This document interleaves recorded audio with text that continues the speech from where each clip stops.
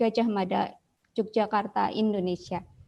The last but not least is Mr. Insinyur Z. Nahdi MSc, our Dean of Agricultural Faculty, Universitas Muria Kudus, Indonesia. Each plenary speaker will deliver their presentation for about 20 minutes, and then will be a question and answer session for about 10 minutes.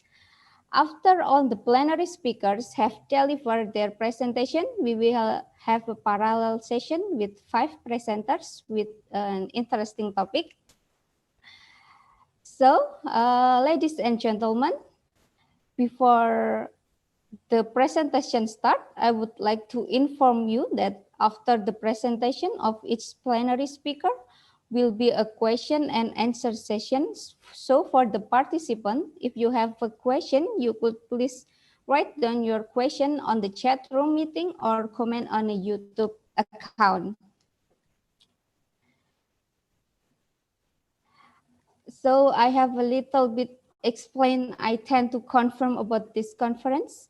As a title of this conference, we will discuss about the innovation and technology of agriculture to face the challenge 4.0. You know that agriculture sector is big sector in most of the countries in Asia. In Indonesia itself, more than 38% employment in Indonesia is really on agriculture sector. So innovation is more important in modern agriculture than ever before. Advances in technology are key to the future of agriculture as farmers strive to feed the world with limited natural resources. Okay, so without any further ado, I would like to kick things off by welcoming our first speaker, Associate Professor Dr. Samak from Thaksin University, Patalung, Thailand. Prof. Dr. Samak is a lecturer at Faculty of Technology and Community Development, Thaksin University, Patalung, Thailand. He took a bachelor degree of agriculture in Prince of Songkhla University and took both MSc and PhD in King Mongkut University of Technology, Thonburi in major of post-harvest technology. His field of interest are on post-harvest handling system of fruits and vegetables, physiology and biochemistry of fruits, vegetables and ornamental after harvesting, plant pigment, and the last is protein purification in plant. Well, Dr. Samak, it is an honor to have you here. Okay, it's over to you. Let your presentation begin. Okay, thank you so much, Arini, that introduction about my biology. So it's very grateful that I have a talk about agriculture again. So thank you so much for the invite me to join this conference. Unfortunately, actually, I have planned to visit the Indonesia in this conference, but as you know, we have some problem about the COVID era. So, but it's okay that I am so happy to join with your conference by online. So before talking, I would like to share my screen, but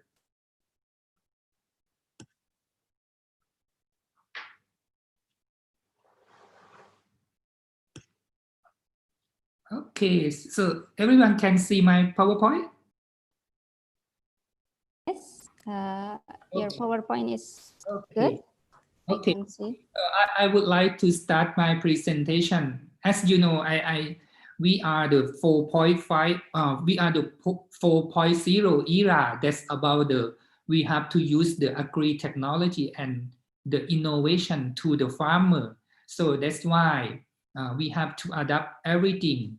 So the topic today that I would like to share my experience about the research and everything about agriculture in Thailand. So I think actually Thailand and Indonesia is not so different about the basic work is like agriculture. So it is good that I can share with the Indonesia today. So the topic today that I would like to talk about the agri-tech and research innovation of Thailand in post-COVID-19 era. Maybe we have the same case with the Indonesia. So we want to know how to apply after COVID era. How about the agriculture in Thailand? What happened now? So uh,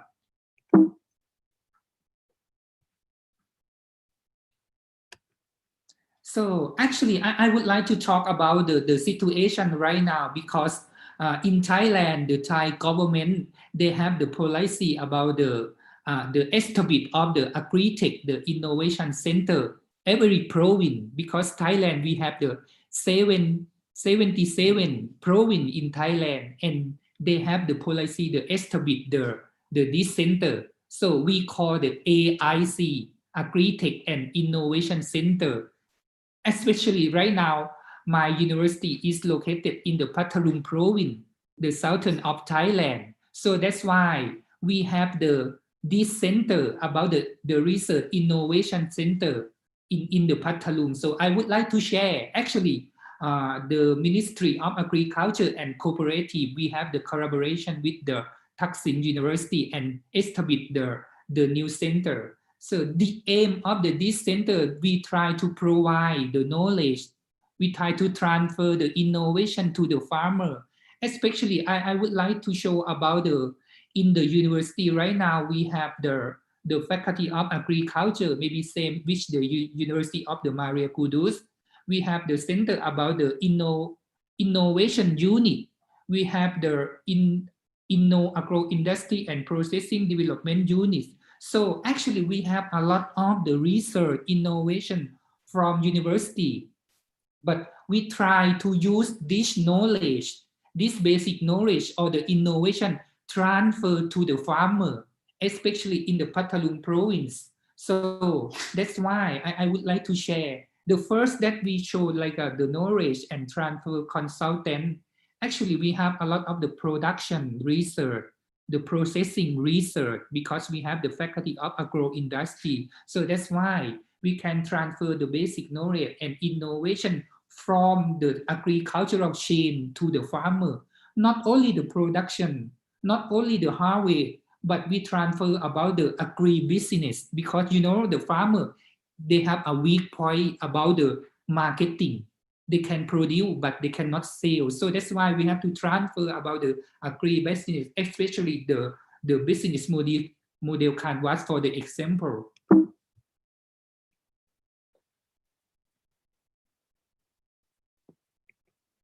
So this slide, I would like to talk about the research database, especially agricultural, the big data.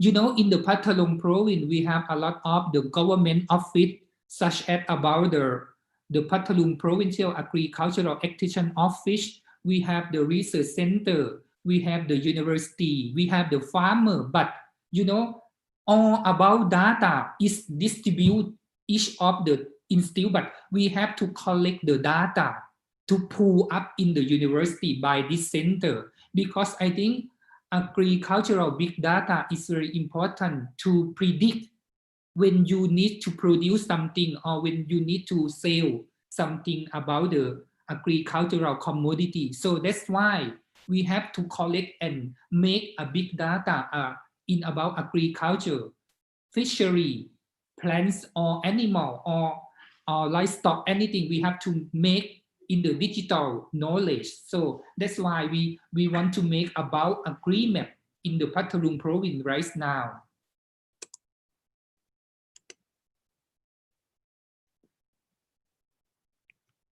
So this one I would like to show about that we have the collaboration with the provincial office about the statistic of the everything about agriculture. We have to make it for the digital data, for the big data.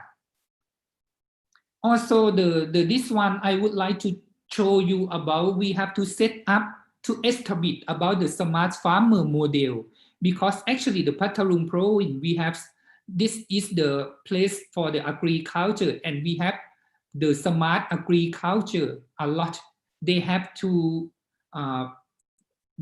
a new innovation to produce the premium agriculture. So that's why we have to invite them to share, to learn innovation and to study the innovation with the university. You can see in the picture we have a lot of about the rice field.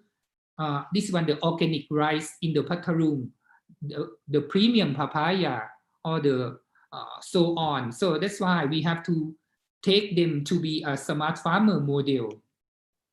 And also they produce in the big orchard. They have a lot of the experience about the farmer. So we have the collaboration with them to be the learning or the training, not only my student and also the new farmer or the young farmer. We can learn together and share together. Also in the Patharung province, we have a lot of the commodity about agriculture, but we try to push up to be a premium, to be a good quality and standard. I would like to show you about right now, the farmer produce the grape, the premium grape in the Patharung. Also, we have some of the local citrus, but it's very good quality and good taste. So we try to push them to be a premium, but we have to use the innovation for them, and then they can produce and the safety for the consumer. This slide I would like to show you about agricultural innovation in the Patharung province, and we can get from the research from the Thaksin University that try to produce this good quality. This one I show you about the Siam Red Ruby Pomelo. We produce a lot in the Nakhon Si Thammarat province, and right now we can grow in the Patharung province. This fruit we can export to the China. Also the Sangyot rice. Sangyot rice is a GI plant, geographic indicator of the Patharung, and we can produce in the organic. And sometimes not the production, we can process to the product. This is the waffle.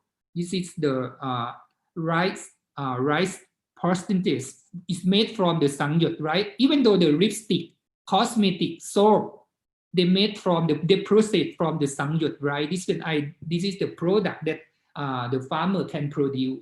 Not only the fresh one, but sometimes they can process to another product. They can get the high value. Also, this one I would like to show you about the Siam Red Ruby Pomelo. Actually, this one is the GI fruit, geographic indicator, Pak Panang, Nakhon Si Thammarat province. But right now, this is we expand to the Patharung province. This fruit is very expensive. Mostly 90% we send to the China. We export to the China. Just only 10% that's consumed in our country. But right now I have the research about these fruits.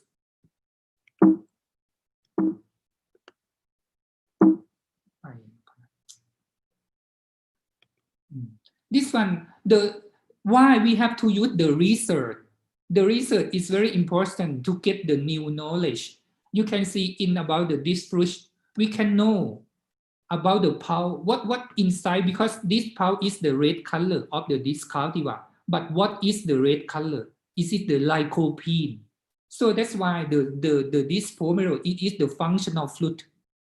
I think in the post-COVID-19 era, it's very important that you try to push up, you try to research about the plant that is functional plant or functional fruit, functional vegetable, that they can have some functional. This one, they can have the 9 carotenoid. If you can eat the carotenoid, is good for you because anti-cancer, antioxidant. So it's very good antivirus about the COVID era. So it's made from the Siam Red Ruby Pomelo is the premium fruit. I can use the dish knowledge to give to the China. So we can export to the China because they import this cultivar a lot because it's high functional fruit. This one is my research that I working about how to produce the red one, because when we send to the pomelo to the China, the less of the red color is very low. So the farmer need to know what happened, why the color is not dark red. So we study about the factor effect for the carotenoid biosynthesis is make the red color, like a blue red, like a 5% sodium chloride, sugar, temperature, like this is the environmental factor that can make the to get the good quality, to get to good the red color of the Siam red ruby pumelo. I have the collaboration with the farmer, like a smart farmer, to make the research together. This one that we have the working together with the researcher. I call them the researcher as well as they are the farmer because they know a lot. They can share with me. They can work with me, and until right now they can get the good quality of the Siam red ruby pumelo that we export to the China, Hong Kong. This one is the one cultivar of the citrus that we can grow in the Patturong province. Is we call the neck orange. Right now, I am working the research about this cultivar to know what inside of the functional in the pulp of this cultivar. I know that it is the carotenoid, but what is the carotenoid? What kind of the carotenoid? So I try to push them this cultivar to be the premium fruit. But how to be the premium food, we have to know what inside, what is very important of the some functional. So that's why I would like to share with you this one. Actually, your student from the University Maria Kudus, they come to working with me at the last year about this cultivar. So this one, we have to check what happened, what kind of the carotenoid right now. So we can use the result from the research to push up to be the premium fruit. Also, this one I show you that I am working about the post-harvest UVB irradiation because we export the mangosteen to Japan, especially from the south of Thailand. Is the place to grow of the mangosteen. But you know, when we export to the Japan, this is one the Kaling still brown, going to brown. So sometimes the customer in Japan, they don't like, they need the good quality, like the black one of the Kaling. I can use the UVB irradiation to control, to keep the green and delay the senescence. So this one, my research working with the Japanese university because we export to the destination at the Japan. I come to Japan and test the quality, check the quality after post-harvest UVB irradiation.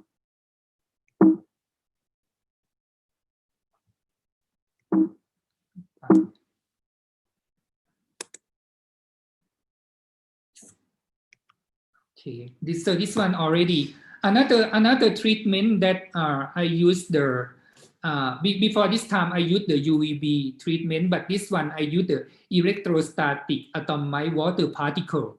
This one I have working with the Panasonic company in Japan. They have produce the device in the refrigerator to control the mangosteen, to control the vegetable, like to keep fresh. So I collaborate with them and use this treatment to control the mangosteen. Also, this one I use the electrostatic atomized water particle to control the quality in the melon. Also, this one the student from the University Maria Kudus working in about the melon with me. Maybe the last year she stayed 1 month and working about the research. I hope they present their research with you, I think.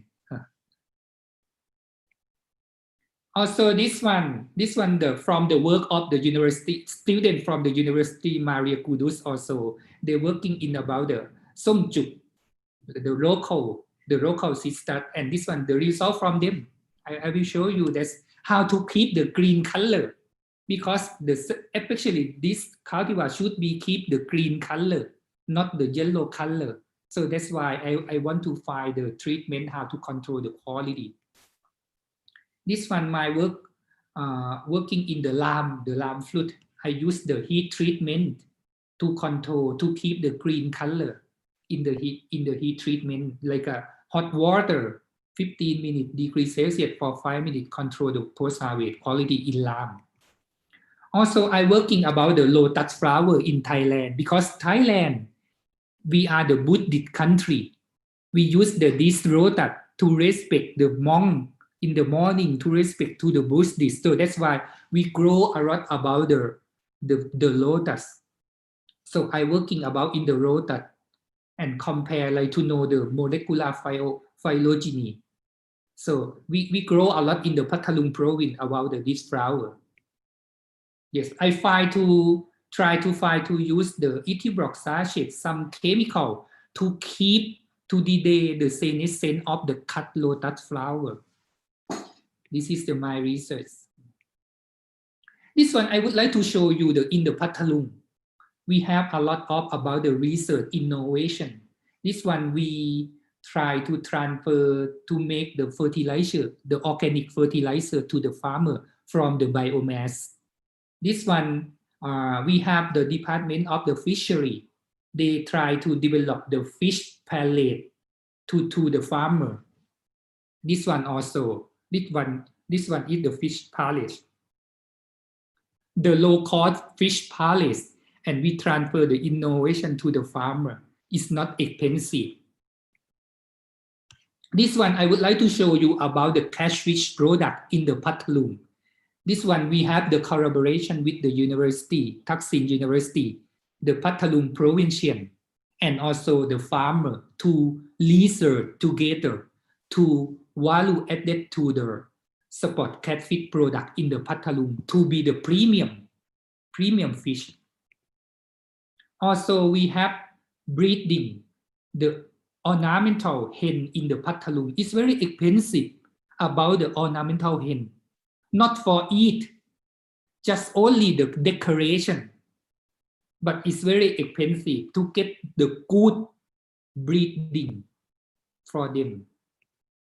Also, we have the smart farming in the Patalung province right now. Just I would like to show you right now we transform to the smart farming.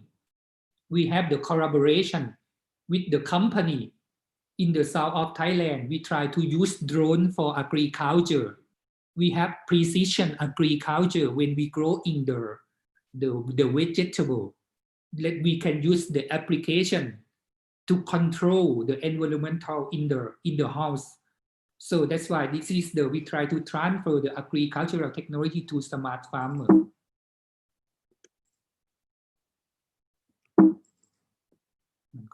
Control. I cannot move to the next slide. Sorry, Dr. Samak, 2 minutes left. Yep, okay.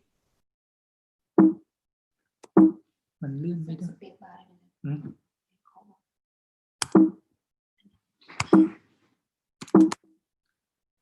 Sorry, I can move to next slide. Okay, this one I would like to show you that we have the collaboration with the company, like the company in the Patalung. We have the solar cell in the Patalung province. Like the farmer can use solar cell to reduce the cost. We can use the GPS identification to like the samyot, right? What is the organic? What is the GAP? Which place we can use the GPS? And we have the collaboration with the international collaboration. We have the domestic collaboration, as well as we have the collaboration with the University Maria Kudus also, that we have the exchange, we can share everything together. I think in the future, we have more the research. We have to have more the student exchange and as well as the staff exchange. This one I would like to show you. We have the collaboration with another center in the Thailand, especially agricultural technology and innovative management. Patalung, a lot of the identity agriculture. You can see rice, fishery, like a hen, like some fruit, some herb, a lot of, but we try to use the innovation to push them to be the premium, to good quality. We have the agrotourism. So I think nowadays agriculture is not only one. They have to plus with everything, plus with the tourists, plus with the food, plus with something like to value added for the like agriculture. This one, the agro-tourism.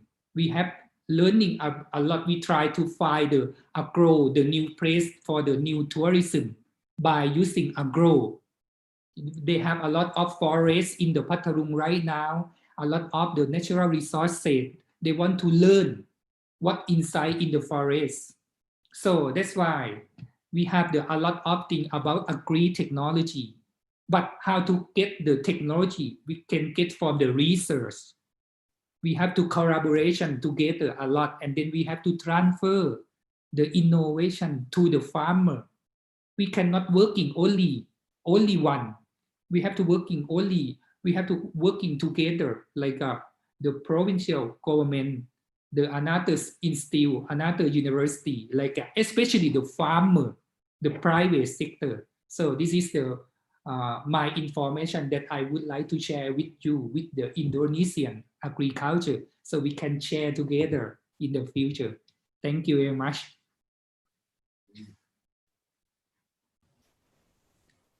Thank you very much, Dr. Samak, for giving the new insight to us about the agri-tech and research innovation of Thailand in this post-COVID-19 era. So there is so many collaboration from Minister of Agriculture, the companies, and the smart farmer. So it is this very important to this modern agriculture. Okay, so with that, we will go ahead and take 10 minutes for question and answer session. Okay, for the participant, you may raise hand or write down your question on chat room.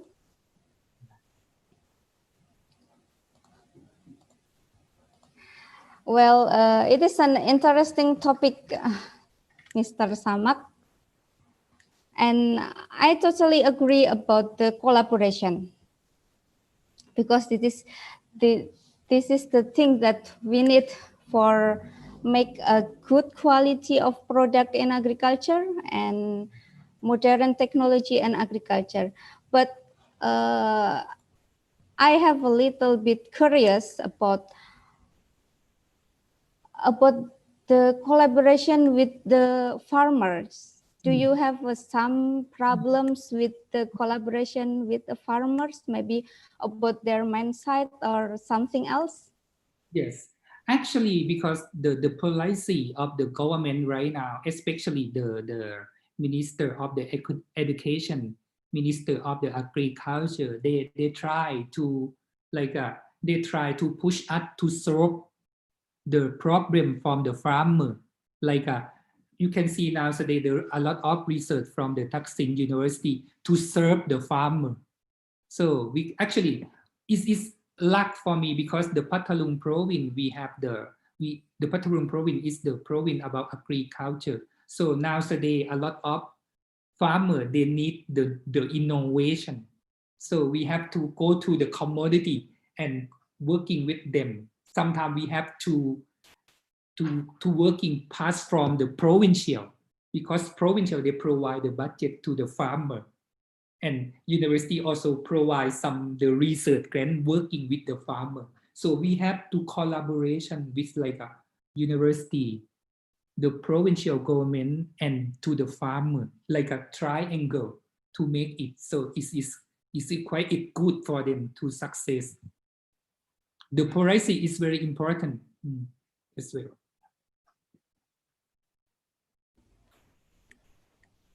Yes, it is a good insight about the collaboration, because sometimes we need just mentoring to the farmers to get yes, you have to say that we have to walk with the farmers, work together with the farmers. Some research, some technology, some innovation, we research and get this knowledge, get it, but we have to use this one to give to them. It's make them is better life, become a rich, something like that. But how to something like that? Sometimes like I also have the collaboration with the private sector. with the company as well. So they try to support together. Yes, I'm totally agree with it. Okay, and we already have some question from participants. I will read the question. This is question from Miss Nova. Question to Dr. Samak. How about the food security after treatment with some compound or application, example EAWPS and UVB rays treatment? Okay, maybe you can answer this question. Actually, this treatment is not chemical. It's like a physical. So it's from the physical, like a UVB irradiation or EWPE, like they produce some nanomist, some like a free radical to make them to the plant, like a plant have the plant defensing by themselves. So it's not the chemical. So it is the safe for the consumer. So this one, I have the collaboration with the Japanese company, like a Panasonic company. They produce for the fresh produce in the future. So for safe.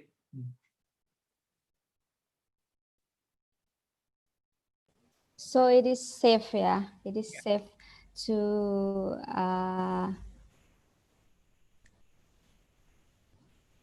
yes.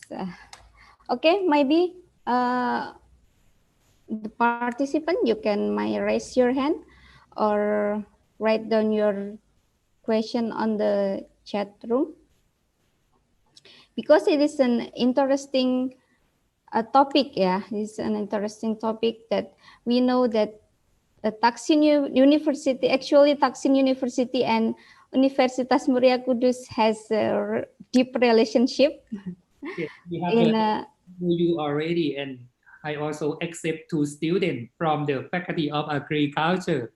That's how about the in the my research, so that I show you that the melon or the somjuk or that's from their results. So actually, I need to accept more in the future after post COVID era. We are welcome your student and start to visit and exchange to stay here and working. Okay, Dr. Samak, this is Mr. Zat Nahdi will give you a question. Let's. Okay. Good afternoon. Good afternoon, Dr. Samak. Thank you. สวัสดีครับ สวัสดีครับ Nice to meet you again Thank in you. this conference. Yes. Actually, we have been waiting for a long time, yeah, to connect us to each other. Yes. Because actually now we are having our MOU. Yes. Unfortunately, we are now in pandemic conditions, so it is not possible for us probably to take a physical visit to each other. But actually, in our minds, we still want to to make our universities closer together, especially in probably preparing collaboration in joint research. Yeah. Although for this, probably we should have some discussion before, but I'm looking forward to it actually. Yeah. Thank you. I'm looking forward to visit. Oh yes, of course.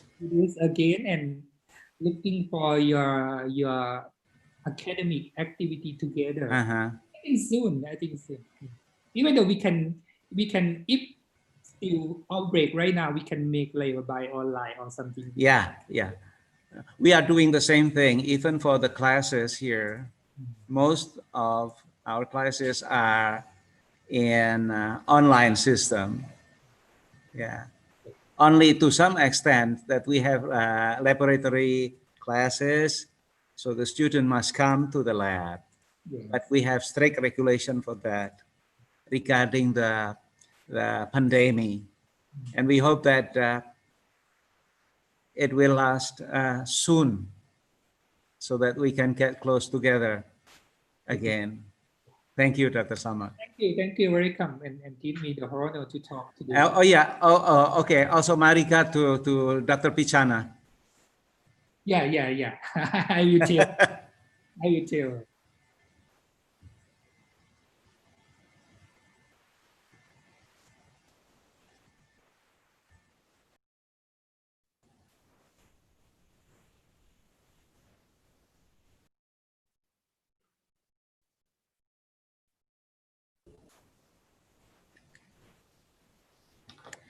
Okay, maybe there is a participant that want to ask the question for Dr. Samad, because this actually I'm curious about the taste of the somchuk.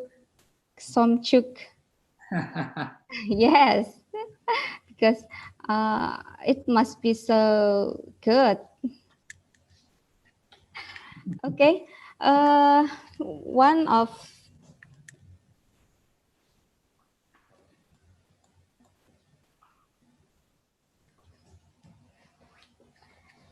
you say that agriculture big data is important, right? Yes. Agricultural big data. Yes. Important. How this agriculture big data in this Thailand is be organized? Actually, right now in Thailand, especially about the agriculture, they try to focus a lot about the big data, because actually we have a lot of the institute, we have a lot of university, but sometimes the information, the research information or something distribute to another, but we have to pool together like a one center. So if we need some data, we can use data to predict in the future. If you want to grow, you want to plan to produce something, but the data is variation. So that's why the big data is very important right now to produce the good quality, to predict or the something. Sometimes the weather, the climate, something like that.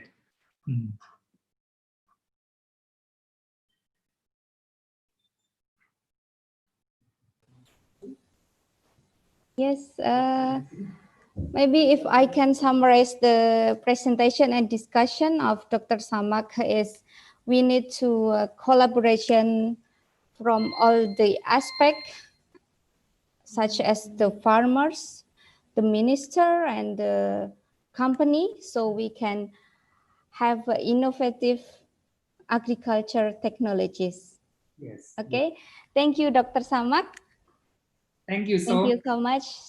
Thank you so much to have you here. everyone. Okay. Please keep in touch with us on today's conference, because for the next speaker, we have a transition time for the next speaker.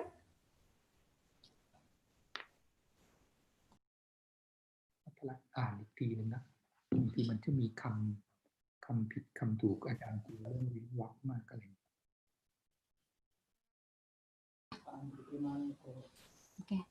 Okay, ladies and gentlemen, we move to the next plenary speaker. And I would like to welcome Mr. Andri Primanugroho, PhD. Could you hear me? Mr. Andri? Yes, check.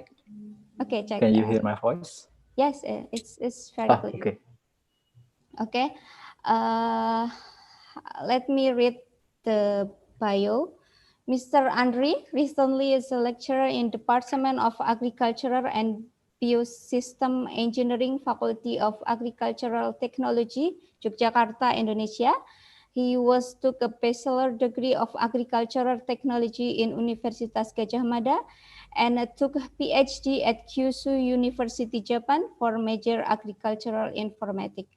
Now he is active on Perhimpunan Teknik Pertanian Indonesia as the chairman and active as a member in Japanese Society of Agricultural Informatics and Japanese Society of Agricultural Machinery and Food Engineers. Hello, Mr. Andri. It's nice to have you here. This is your session. Thank you very much. Okay, this is your Yes. session. You will be given 20 minutes to deliver your presentation.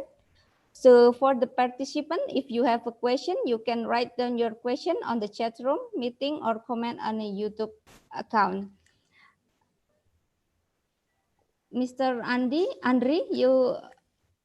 you would to share your presentation by yourself? Okay. Yes. Okay. Let me Okay, check. it's over to you. You can start your presentation from now.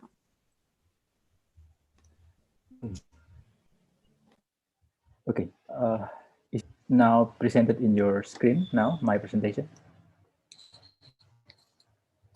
Is it displayed in your screen? Yes. Yes.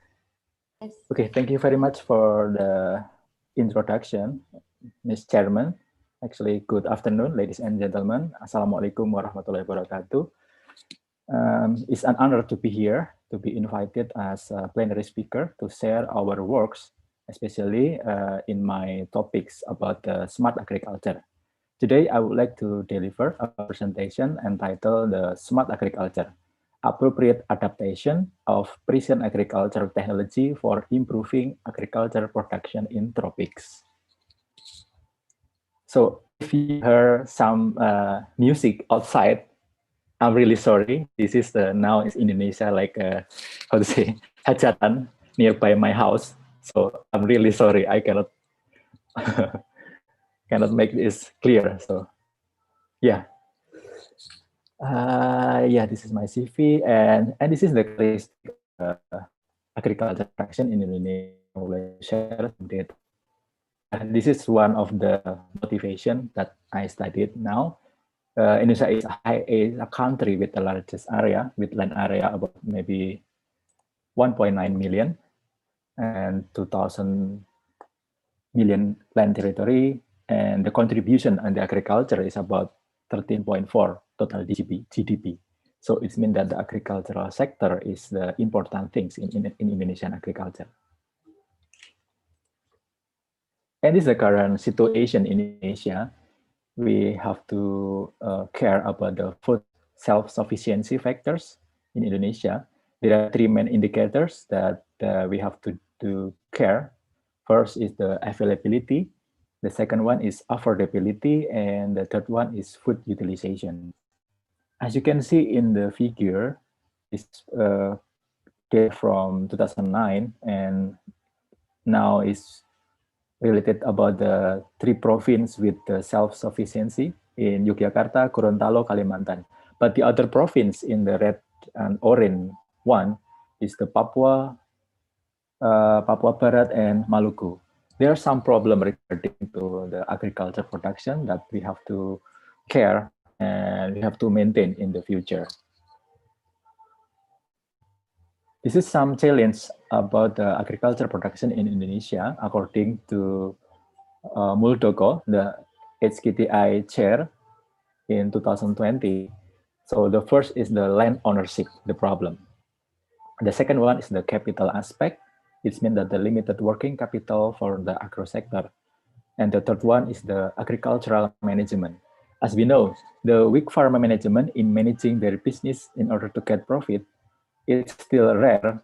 That means that I'm from the family farmer. So my father and my mother is a farmer, and I know that how they manage their farm, and they don't want to get the profit is not the main objective. The main objective is how can they, like in Indonesia is ayam, but in English I don't know exactly what the same language. So how to change that mindset from the ayam to benefit? It means that is one of the progress that we need to achieve in the future. And the fourth problem is the mastery of the technology and innovation. It's mean that the conventional farming is still there in outside.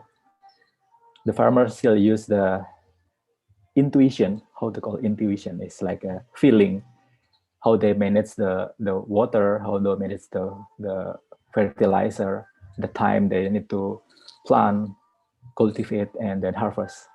So it's depend on the location they cultivate. For example, like I asked a farmer last week, we went to Nganjuk, we visit some farmer, and we measure the technology that they have right now.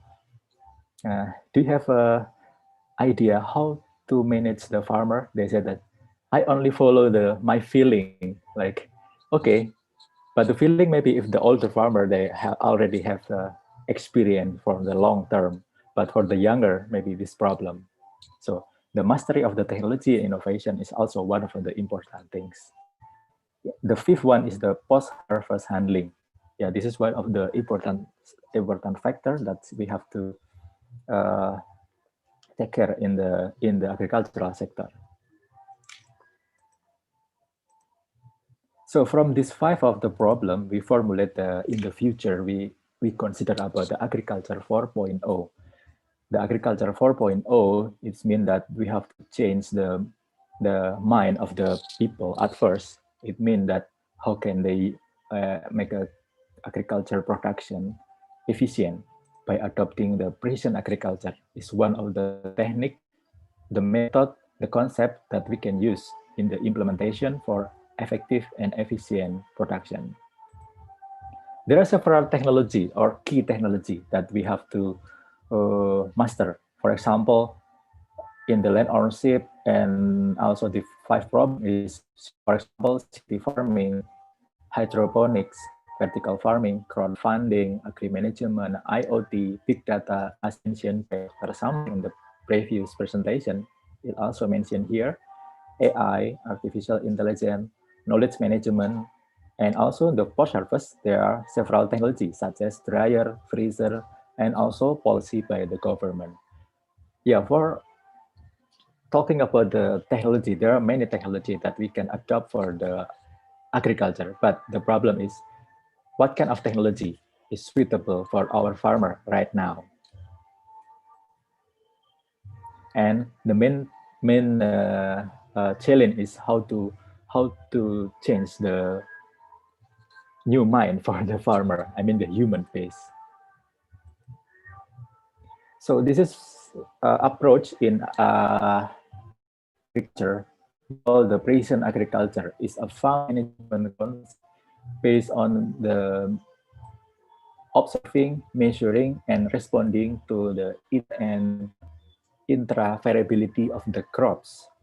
The aim of the precision agriculture is to define a decision support system for overall farm management with the aim for optimizing input return while maintaining resource sustainability.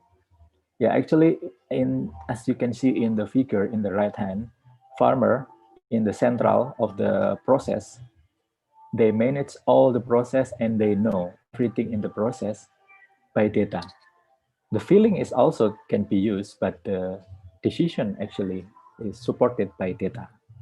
In the red hand, this is how they map the variability in the soil. For example, the fertility and also the variety of the soil. And then we can give resources efficiently. This is several challenges that I mentioned in the previously in the agriculture, tropical agriculture production.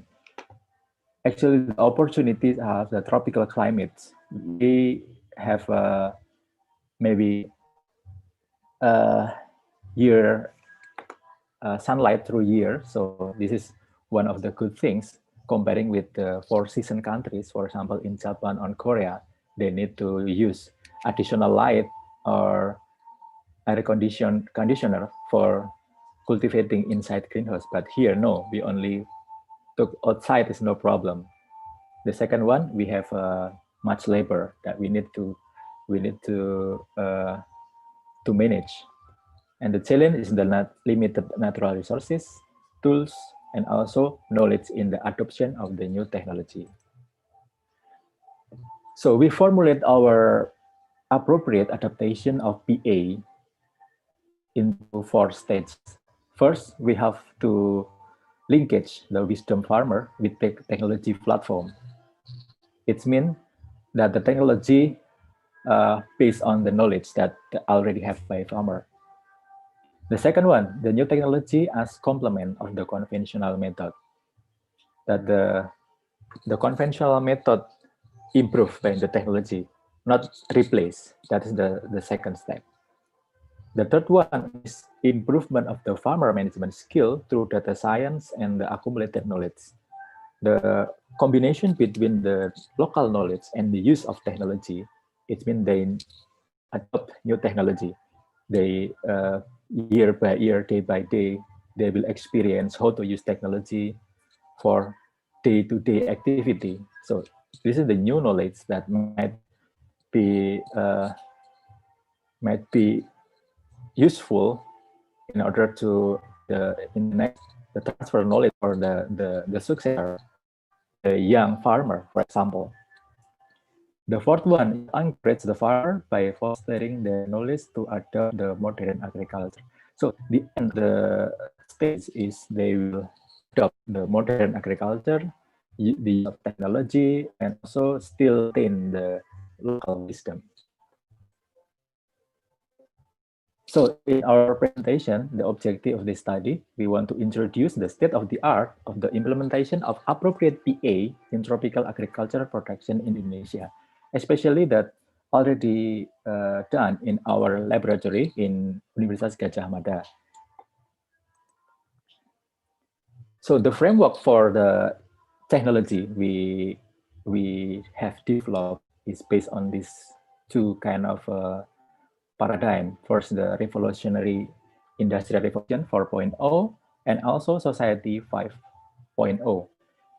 The industrial revolution 4.0 actually focusing on the machine and tools oriented. As we can see that now is industry 4.0 focusing on the cyber physical system and Internet of Things and network. So it means our framework should follow this kind of technology. And the other one is the Society 5.0, mean focusing on the human-centered technology-based society. Not only the technology, we also build the human that can adapt the technology and also still having the wise for the practical agriculture. So we formulate the model for the implementation strategy of PA. We have 3 stages for the adoption. The first one is based on the human at the bottom part. And the second layer actually focusing on how they adopt the concept of the agriculture 4.0 by using the software and hardware. So it means in the second layer, actually the technology base, they adopt the new technology. For example, they use automatic weather station, field monitoring system. They use the information from PMKG, for example, and also use the information from Ministry of Agriculture. So it means the use of the information system for helping the agriculture practices. And the third one is actually the knowledge base.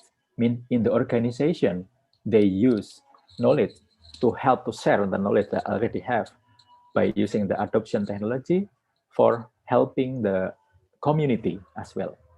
So these 3 stages, if we map in the current situation, now some farmer already in the second stage, as I presented in the blue dot here, but the other maybe still in the bottom part. So it depends on the adoption of the human for the new technology.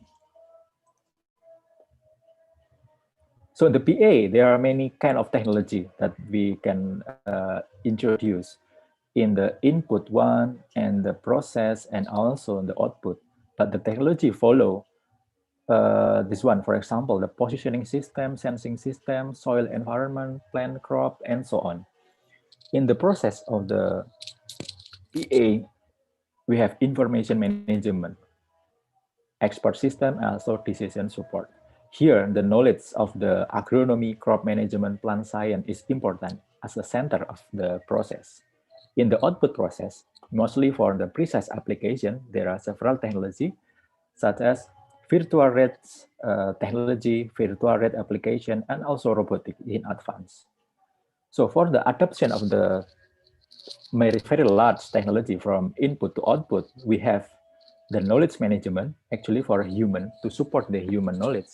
We put at the bottom part, it means this is a foundation to adoption of the technology. So here our framework, as I mentioned, we separate into 4 categories. For example, is environmental monitoring, assessment, and control. The second one is plant monitoring and assessment. Third one is the autonomous and agricultural machinery. And the last one is the knowledge management. So after this slide, I will share several research about this part. So first, this is the environmental assessment and monitoring, assessment, and control. So we have developed the cloud-based monitoring system for supporting the local monitoring and also global monitoring system. It means we can monitor the condition in field by using the web application. We install the field monitoring system in the farmer, and we monitor the temperature, humidity, solar radiation, wind speed, wind direction, etc. And we can monitor by using smartphone. This is one of the initial condition. For example, we monitor at first, and then after we can monitor, we can use the data to give an assessment.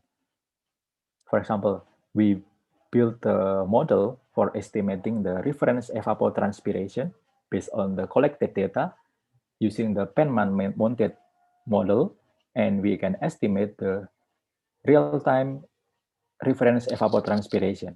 And based on this data, the farmer can use this data as decision support in order to day-to-day management for estimating the water loss, how much the water loss actually from the surface, for example, this one. This is the example of the utilization of the real-time reference evapotranspiration monitoring. We install into two locations in the node 1 and the node 2. Here in the December and January, we have spot that the color is very high reference evapotranspiration. And we confirm the condition in the farmer practice in the field, and we obtain such kind of information. The farmer take a picture about her plants wilting on December 26th and January. So information from the field monitoring system that has been recorded in our cloud, confirmed by the practice by the farmer, and we match that information. This is the such kind of the new knowledge, for example. So if we find that high reference evapotranspiration, so we can do the prevention in the next day. So what have we do in the next day? This is the like a prediction or also suggestion might useful for the day-to-day practical implementation for the practice in agriculture.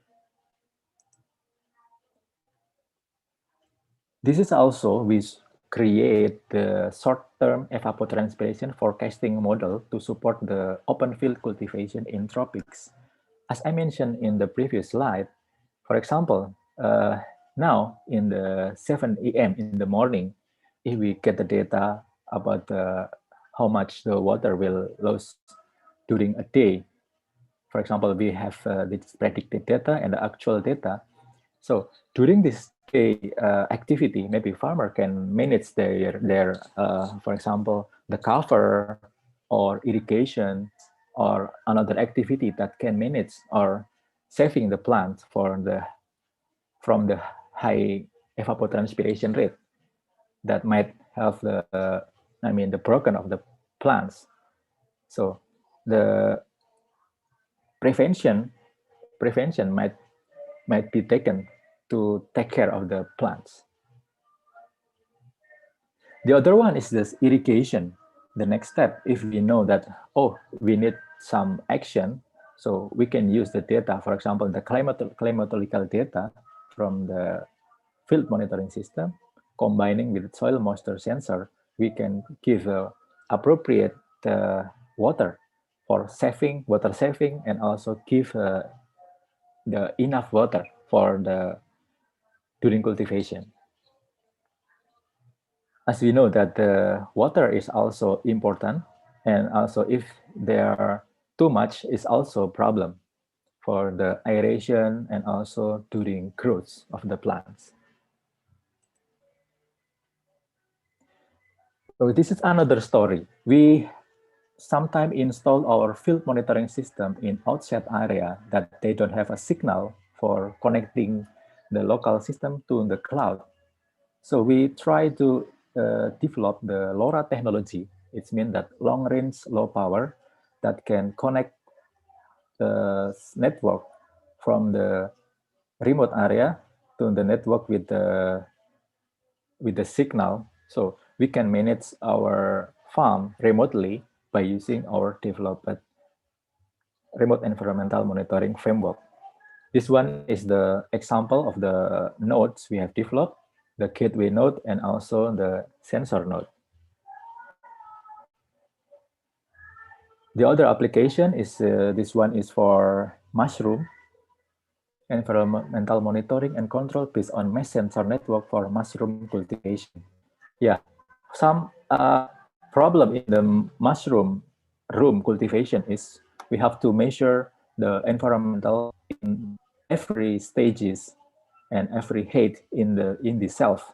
For example, in this position, there are different type of measurement. For example, measuring the temperatures, humidity, and also the aeration, the speed of the aeration. So the mesh sensor network is required to manage the location in all of the corner in this mushroom. Also, this is implementation in the greenhouse. For the hydroponics, we also use the mesh sensor network. And the other one is for the irrigation system in the open channel. Open channel irrigation is different with the micro irrigation. This is a macro irrigation. For example, we monitor the discharge inlet into the demonstration plot for measuring how much water actually required in the plants in one of the area of the paddy rice cultivation. This is also use the same framework. The last one for the environmental monitoring, this one is we have developed the monitoring of bioacoustic. Actually, we monitor the insect sound during the agriculture production, and we want to use the insect sound to predict the pests. We use the HPT approach. This one, the result of the monitoring of the voice of the insect, we put inside in the agriculture production, and the sound sent to cloud, and we analyze in the cloud. Okay, the other one is plant monitoring and assessment. If the environment is finished, and then we move to the plant. In the plant, we use the circadian clock. Actually, the circadian clock is the one who manages the activity of the whole plants. For example, the routine, stomatal opening, hypocotyl length, and so on. We want to monitor the clock and also the circadian. So this is the conventionally. Conventionally, they use the cyclic clock control gene and also CGG promoter driven luciferase. But as alternative, we use the leaf movement. Leaf movement is the how we measure the up and down of the leaf. As you can see in the left-hand side, the leaf is connected by the wire and the roll, paper roll, And if the leaf goes up and down, the paper will, the tint in the paper, like measure the rhythm up and down, up and down. This is the conventional way. When we use the current, our developed system is we use the image capturing system by using time lapse, and we can extract the length of the angle, and we also get the same motion rhythm up and down by using the angle. From those two data, we can estimate the period, pace, amplitude regarding to the circadian clock. This is the some data we obtain in our captured system using computer vision for measuring the plant motion. So this is the plant motion. If you want to know the what kind of motion actually, yeah, this one. Yeah, as you can see, the leaf is moved. Yeah, actually, this is not from wind or another external. Actually, this is internal because we put this inside growth chamber, and we monitor the movement, and we quantify how much movement actually during observation, and the length of the arrow means how long the distance between the movement from the previous one. The image captured every 30 minutes. And this is, as I mentioned, the plant input inside the chamber, and we monitor from the top and also from the side. And we can monitor the motion and also the circadian clock. This is another example from the top and side.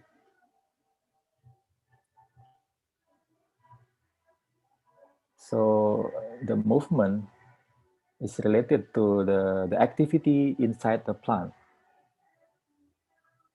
Yeah, if we have several experiments. This is for 12-hour lighting and 16-hour lighting. They get a different response.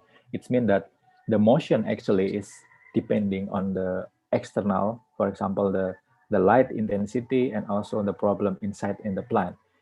In our hypothesis, actually, we can use the plant motion as early detection of the plant health in the future. Currently, is still on progress to do that. This is the period we can get, and we also monitor the height of the plant automatically using the computer vision also. Okay, I will go fast maybe. This is machinery. We can get the information from the field. We monitor the tractor movement, and we evaluate the tractor's operators by using the GPS and also the analysis. And for example, this is the tractor movement during operation. I'm not sure. What do you think about this kind of tractor movement? Is it the operator good or not good during this operating system? What do you think? This is good or not good? Yeah, by visually you can see that the some part is not well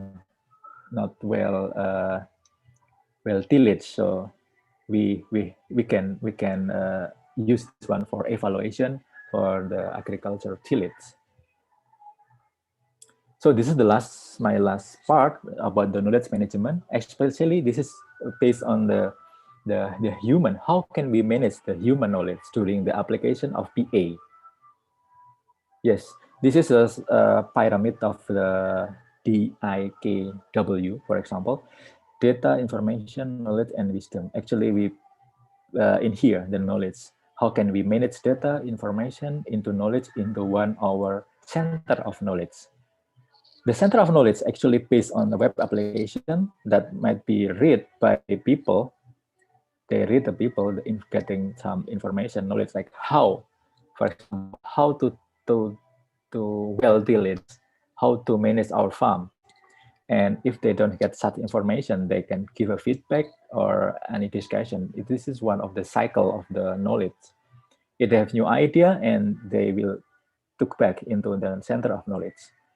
And the other one is the youth farmer community. For example, if the farmer is very old, they don't have a technology, and it's difficult to read directly to the center of knowledge, facilitated by youth farmer community, like a Taruna Tani in our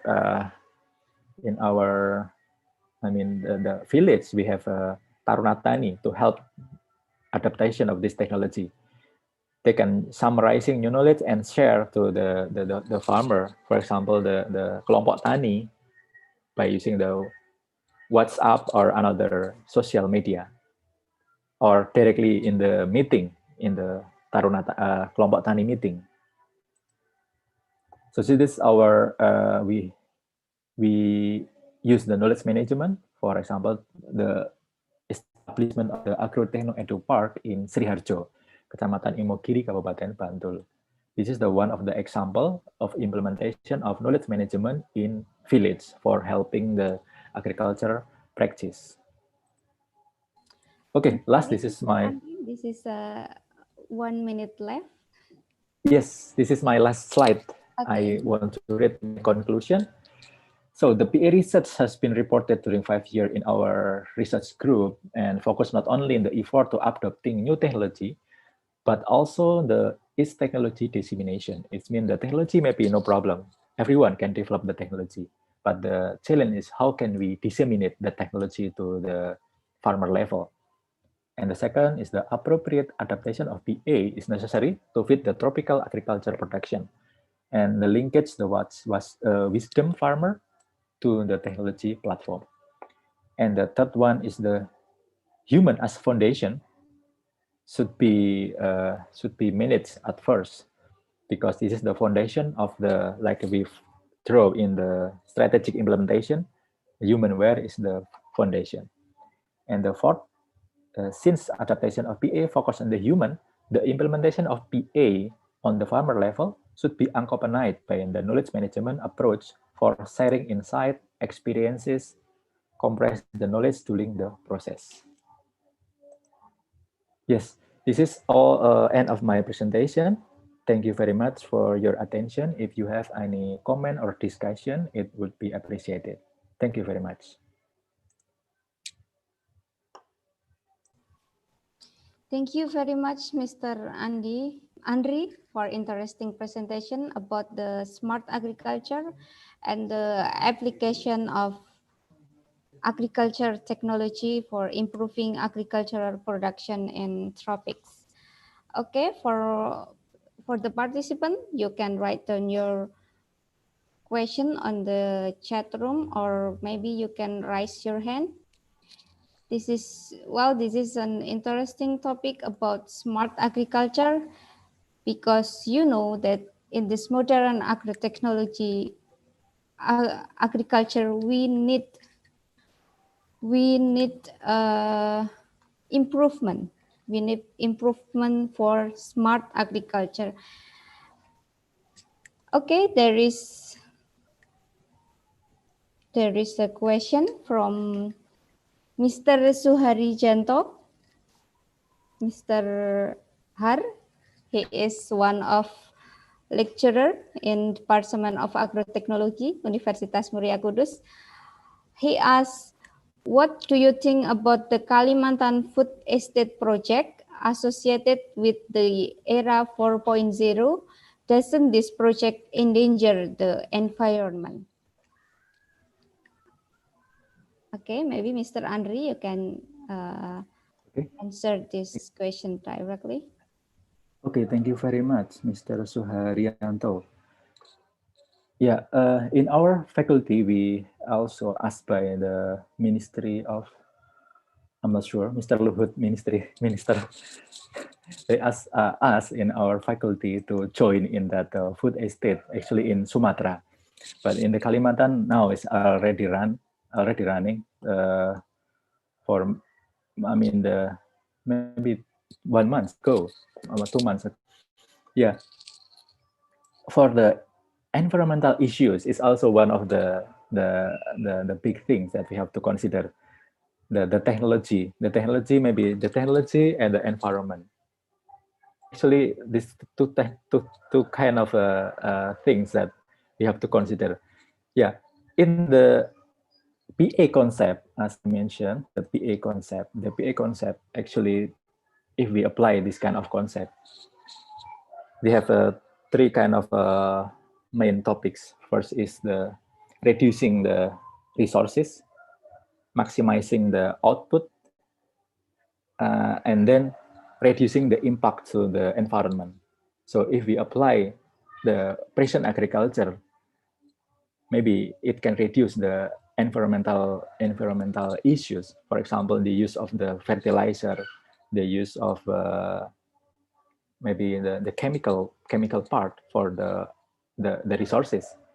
Yeah, for the food estate, I'm not sure actually, but in my opinion, if they apply this PA precision agriculture, it means that they give the resources is as need by the farm.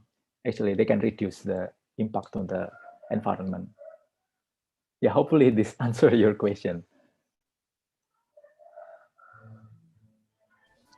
And we are hopefully to keep safety environment, right? Yes, definitely. Okay, and this is we have a question from Miss Henny. She asked about how to apply this technology in Indonesia, where farming tends to have a 4.0 tendency to require large amounts of money and can only be established by large farmer. Because yes, you know, you say that one of the problem in Indonesia is small owning land farmers. Yes, okay. Yes, this one of the problem we face in Nganjuk, in Kabupaten Nganjuk. As I mentioned in my presentation last week, we went there to develop the smart farming demonstration plot. Yeah, actually the government, they have a 60-hectare area that managed by actually the managed by government, and they want to use that area for an example, the implementation of smart farming or precision agriculture. And in order to do that, the appropriate technology is necessary.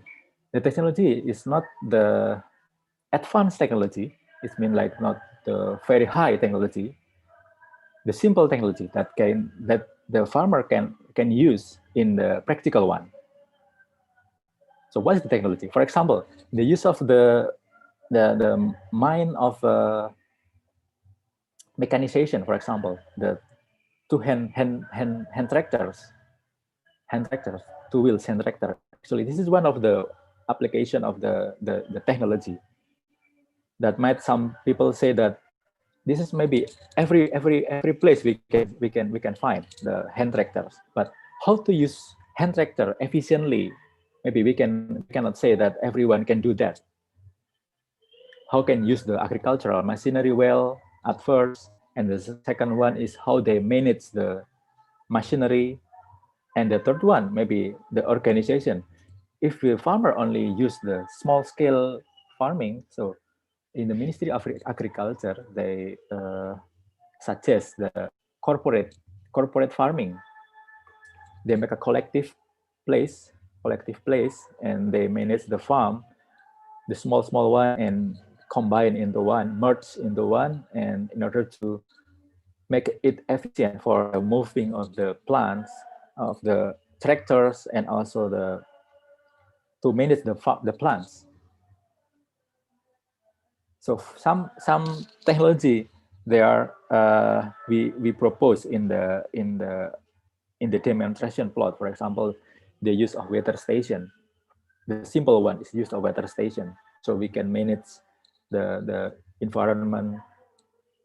We can get information about environment, and for the decision, maybe we can combine with the local knowledge. I mean, if very hot, so what should we do? So the farmer already know that kind of activity. Yeah. the Yeah. corporate farming is one of the way that we can try to apply. Yeah, I have heard that don't teach new technology to farmers, but start by complementing their old technology. I think it is the key, right? Yes, yes, definitely, that's true. Yes. Okay, there is maybe one question for Miss Nova Laili Wisuda. She asked about some people in developed countries are new campaigning for subsistence agriculture to reduce plastic waste and global warming. How about your opinion? Yeah. In my opinion, actually, I still stand in the precision agriculture. How can we manage the farm efficiently by reducing the use of the resources and preferably the use of the organic also as well as also good option to manage the farm use of technology and reducing the costs and environmental impact. So the global warming is also one of the reason why we apply the precision agriculture. For example, now we cannot say now is the rainy season because some time is very dry in this November, December, but in the past, in the November, December is rainy season. That's why the knowledge of the farmer about the practical in agriculture should be improved by the technology. For example, when they planting the harvesting, so it's actually should be improved by the technology. Hopefully this answer Miss Nova question.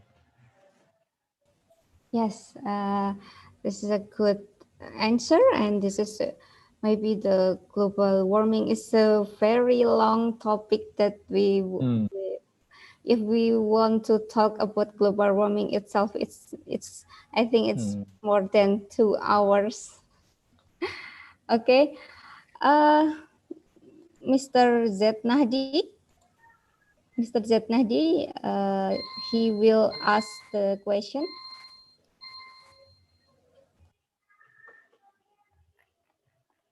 Good afternoon. Assalamualaikum warahmatullahi wabarakatuh. Waalaikumsalam warahmatullahi wabarakatuh. Actually, I'm quite interested in your topic, which is what's that? Precision agriculture.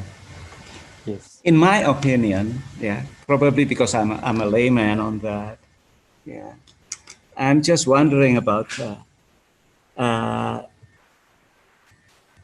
Probably it will take time for us to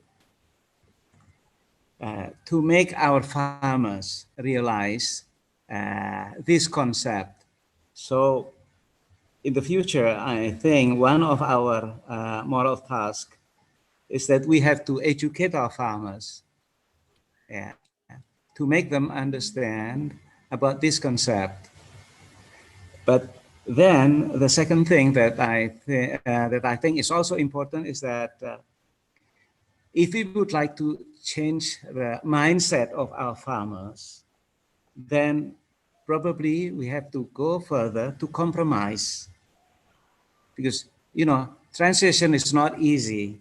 Yeah, it is not what in our old proverb we say that we cannot just take our palm upside down like that. And then I'm just also wondering about the uncertainty of our weather or our climate, because this is also another constraint for us to implement such system, just like precision agriculture. But I think we have to go to that direction sooner or later. Thank you.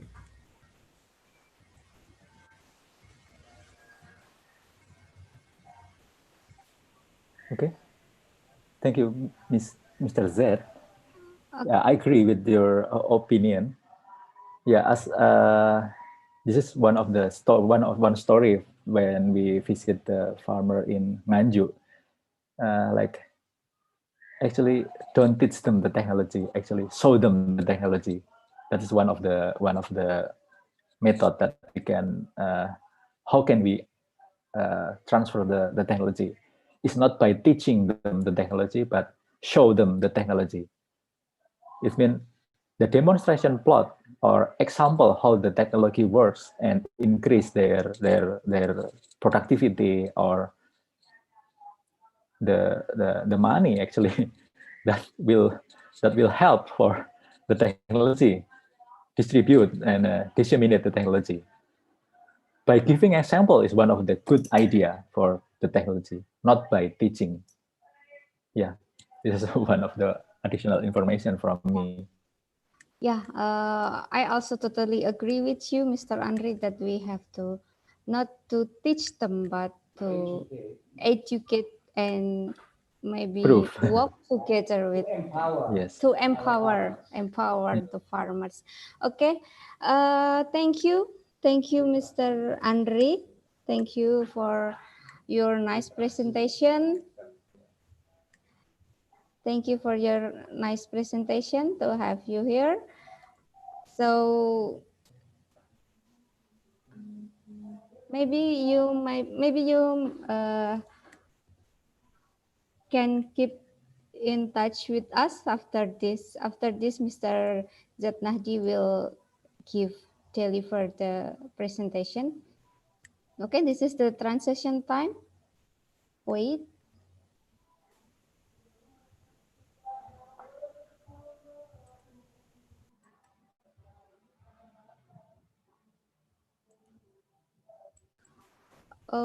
I'm sorry. Before the presentation start, let we took the photo session.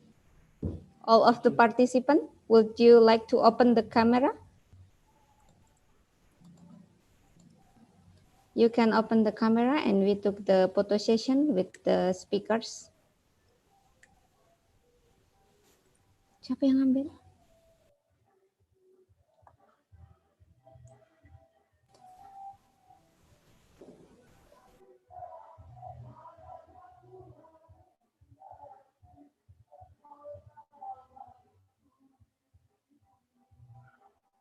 We are waiting for you to open your camera so we can took the photo session. First slide. 1, 2, 3.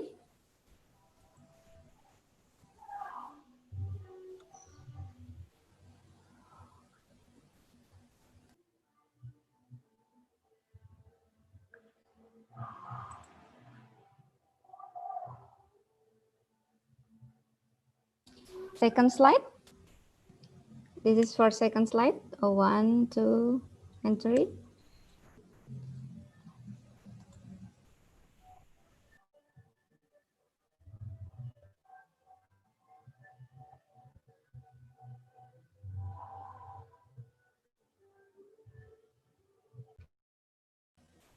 Okay.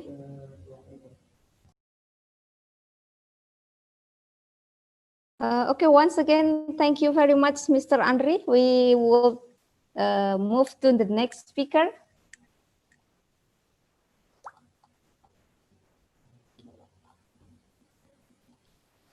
Okay, ladies and gentlemen, we move to the next plenary speaker. And Yeah. This presentation is from Mr. Insinyur Z. Nahdi, MSc, the Dean of Agricultural Faculty, Universitas Muria Akun. Mr. Z. Nahdi took his bachelor degree of Agricultural Mechanization in Universitas Gajah Mada, Yogyakarta, Indonesia. And then he took his master degree in Colorado State University with major earth resources. It's kind to have you here, Mr. Z. Nahdi. Which scroll? Oh, scroll. Are you ready, sir? Oh, yes. Okay, let's your presentation begin. Well, okay. Ladies and gentlemen, good afternoon. Assalamualaikum warahmatullahi wabarakatuh. Actually, it is quite an honor for me to have this occasion to present my discussion material entitled Inevitable Effect of the Disruptive Area on Agriculture. Actually, this is just a kind of general view about disruptive area and the effect on agriculture. First of all, we would like to take your attention on what is called disruptive era. In general, we can say disruptive era means an era with too many unseen innovations that established institution and organization do not realize, which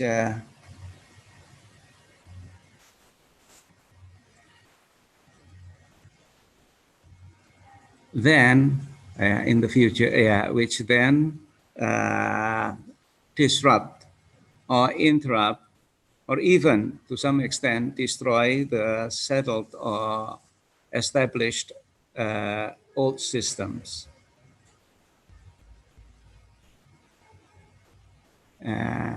In this second slide,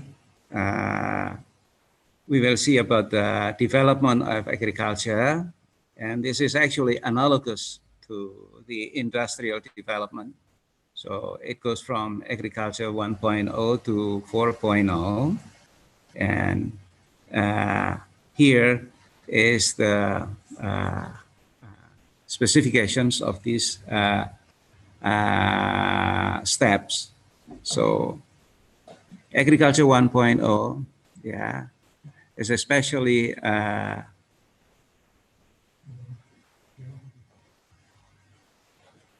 what's that? Signaled by the scientific findings, in the fields. So how to optimize use of fertilizers and scientific analysis, etc. And then we move to agriculture 2.0, where the invention of internal combustion engine become the trigger of the agricultural movement. So mechanization become then the backbone of agriculture in this era, in this stage. Then in the periods of 1950s to 1960s, we see an increase of application of the science of chemistry and the breeding varieties of grains.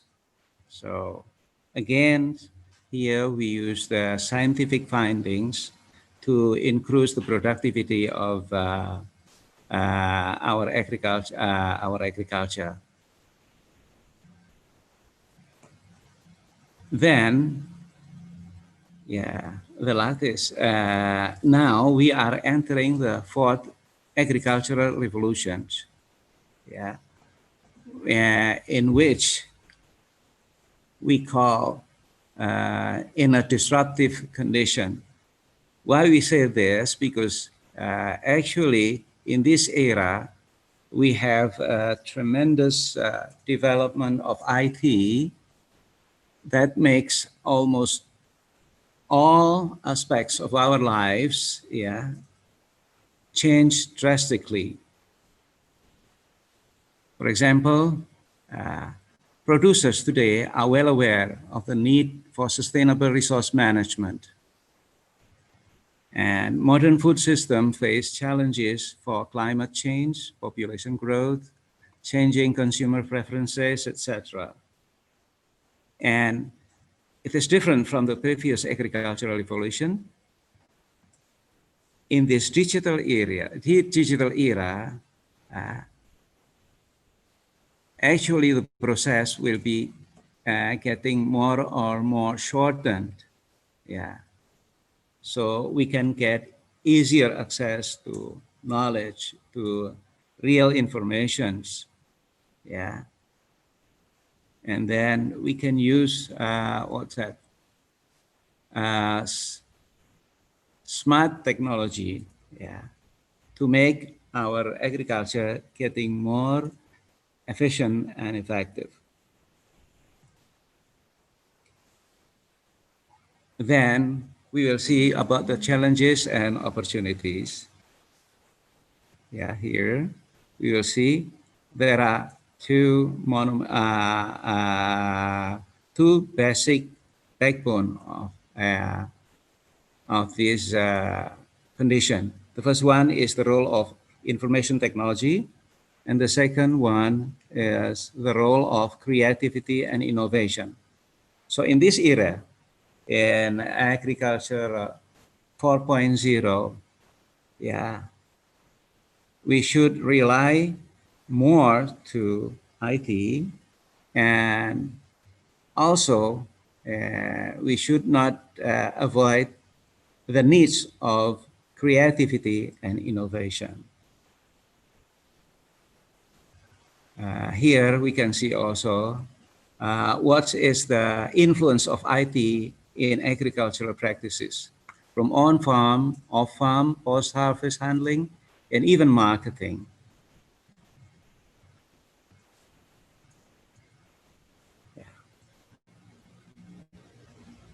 Okay, let's specify the role of IT then. Yeah, there are 1, 2, 3, 4, 5, 6, 7. Yeah, sectors include here. The first is improve productivity, community involvement, good post-harvest practices, improved decision-making by the farmer, improved efficiency and service delivery, weather forecasting, and remote sensing. And then what about the role of creativity and innovation? Yeah. You know, if we are talking about the agricultural system, as well as in industry, yeah,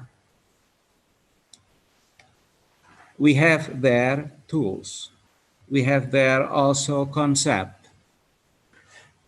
We have also management. So we cannot rely only on technology.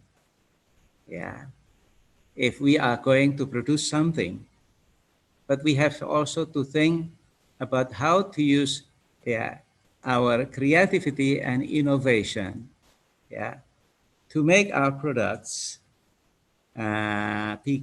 interesting, yeah, to the markets.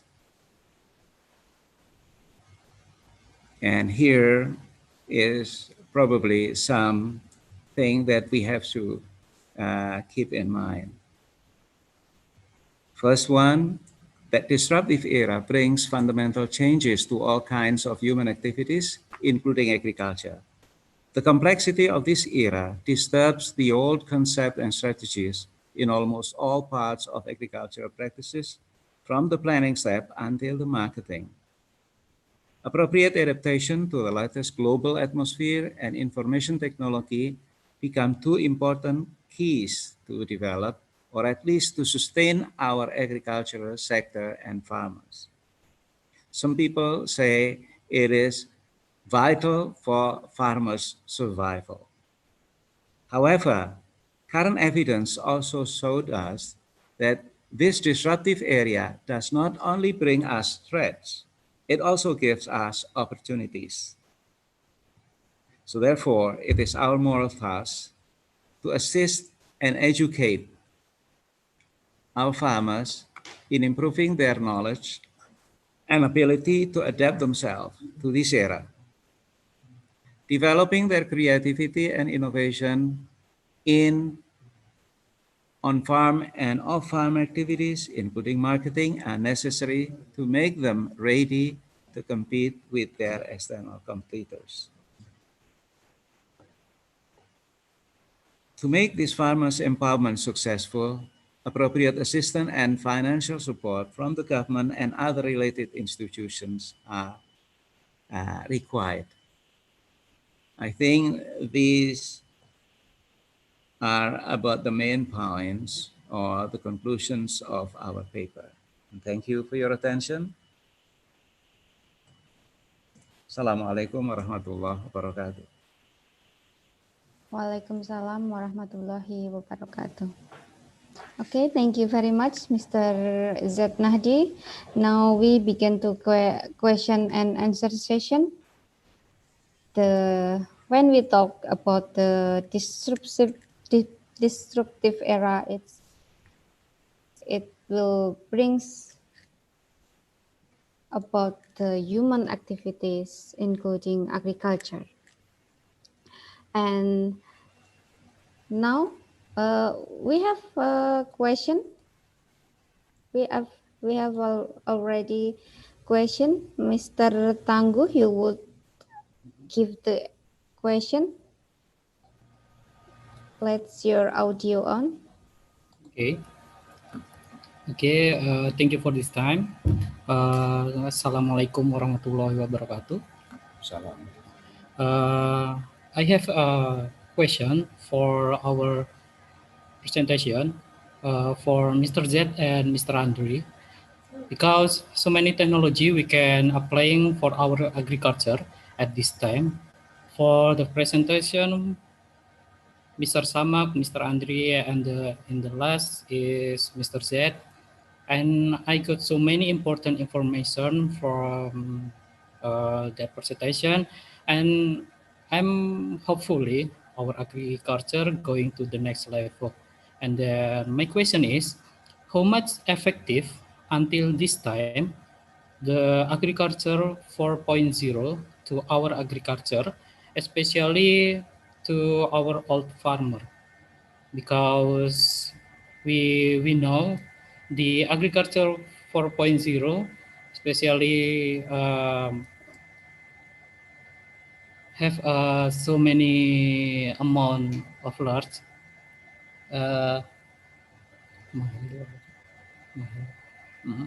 okay, Costly, expensive. more expensive than the we have because Conventional. the conventional, yes, because the conventional is more expensive than we have old farmer. So my question is, how much effective for our farmer to applying agriculture 4.0? Thank you. Okay, thank you for the question, Mr. Tangguh Prakoso. So this question is for Mr. Z. Nadi, and it's okay. We go back to Mr. Andre. Maybe the first, Mr. Z. Nadi, you can answer the question, and then Mr. Andre for the last question. Okay, Mr. Z. Nadi.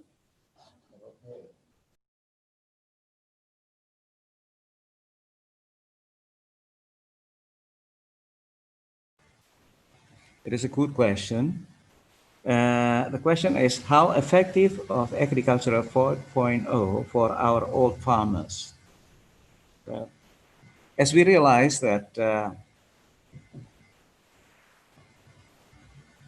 we are always moving from generation to generation. Young generation will follow the old generation. And actually, what could I say, generation gap like that, it always happen in anywhere, in any culture in the world. So we don't have to worry too much about this, because usually by the turning of the time, of the period, of the era, people will adapt themselves to the current conditions. So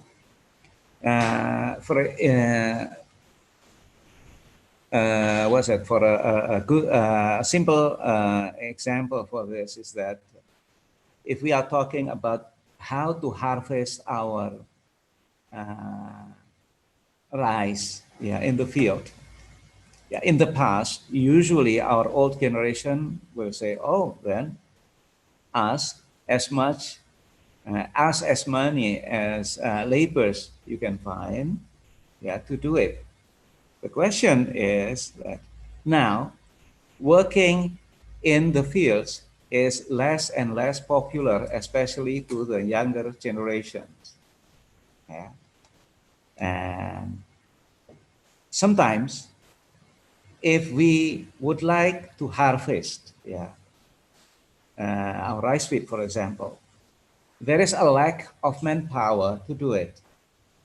And the other solution, the only solution to do the harvest on time is by inviting machines to do it. So that's why mini combines are getting more and more popular, because actually what we are facing now is that if we would like to use manpower at that time, we are lack of it, but we are yeah, we are lack of the manpower at that time, while our schedule, yeah, of using our land is becoming more and more strict. So that's why we should invite mechanization to come to help us. I think probably this will give a good answer, will be understood. Okay, thank you. Thank you. Okay, this is the good answer from Mr. Z. Nahdi, that because the lack of manpower, so we should invite the technologies to that. Yeah, you say that to harvest rice, right? Okay, maybe Mr. Andri, this is your time for answer the question from Mr. Tangguh. It's okay, we go back to the Mr. Andri session. Okay. Okay, thank you very much, Mr. Tangguh, for your question. Yeah, actually, this is a good question. Like, how the technology affect the old farmer? Is it I back to my my previous slide. Like, we have a pyramid with this data, information, knowledge, wisdom, and the old farmer actually they already know the wisdom in the top one. They already know how to farm, like from since young, from their parents, and actually the wisdom is there. Actually, the problem is like, how can the knowledge transfer to the successor? That's the problem. We cannot force the farmer to use technology. That is, I think, that is not appropriate way, like forcing the old farmer to use technology. But to get the young generation, young farmer to adopt the new technology, I think is the best way. How the old farmer will deliver their knowledge, their wisdom to the new farmer. But the problem is,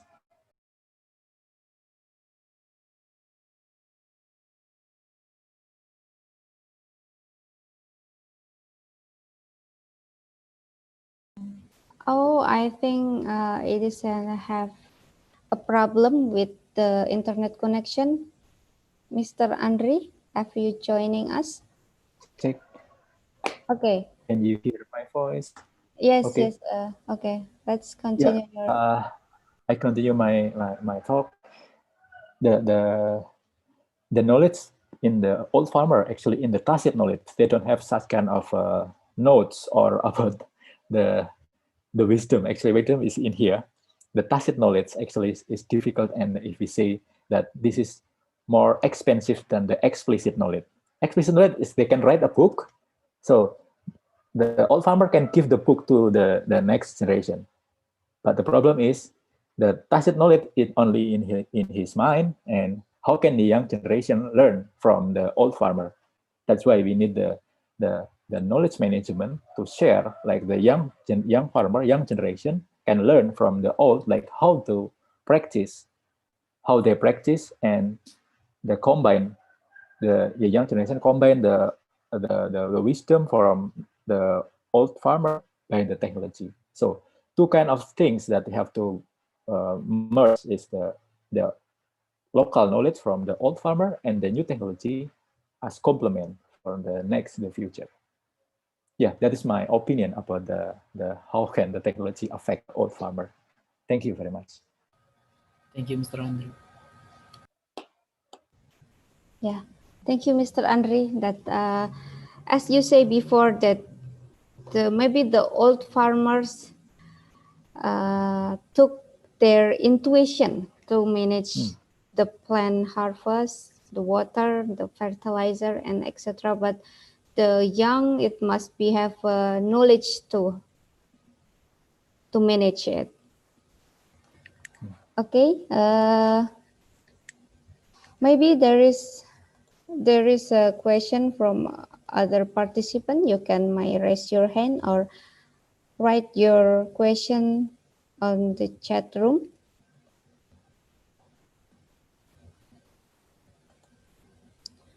Okay, this is the question from Mr. Har, Mr. Suharyanto Har. Question to Mr. Z. In Indonesia, the disruption era has lasted almost a year.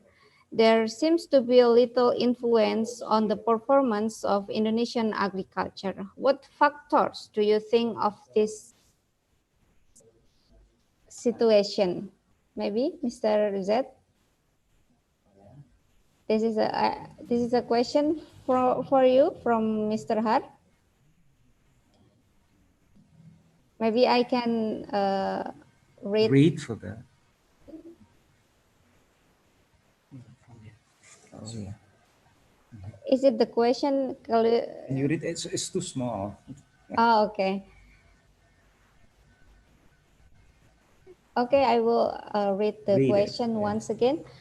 So in Indonesia, the disruption era has lasted almost a year. There seems to be a little influence on the performance of Indonesian agriculture. What factors do you think of this situation? I don't get it. The disruption era has lasted almost a year. There seems to be little influence in the performance of Indonesia agriculture. Well, probably Pak Har can say that, but in my opinion, actually, disruptive era affects almost practically all aspects of our lives, all aspects of our daily activities, yeah, in almost every fields of professions. For example, in industry, yeah, including in agriculture. The main thing that we can learn from disruptive era is that there is an uncertain movement, because the old concept, the old systems, yeah, which is previously stable, are now destroyed. Yeah. For example, our traditional farmers usually just cultivate their lands, and then buyers will come to them to buy their products. But now, some of our farmers change their mindset. Instead of waiting for the buyers to come to them, they sell themselves their products to the market, or even door to door. For example, by using telecommunication tools, which is now easily used. You can buy, for example, vegetable online. And this does not only disrupt or disturb the the established system or marketing chain, yeah, but it also changed almost all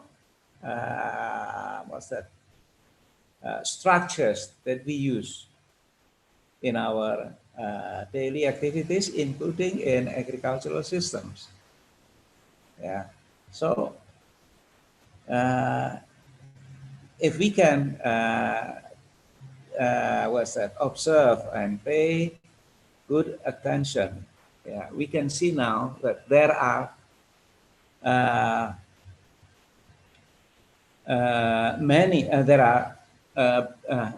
there is a big movement in big cities in Indonesia, yeah, where people change their professions to become farmers, but they do their agriculture in such a way that they don't the conventional system. For example, they apply hydroponics, they apply verticulture, they control the conditions, yeah, of their farm effectively, and they can sell their products directly to the buyers, actively, not passively.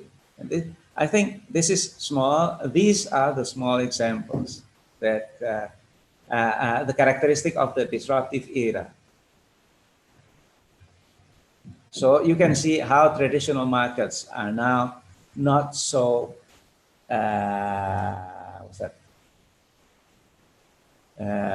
not so popular as before, and actually we are now in a period of changing our culture. I think you can get my explanation. Thank you. Yes, I get it that the disruptive era is affect all aspects in this life human being, including the agriculture.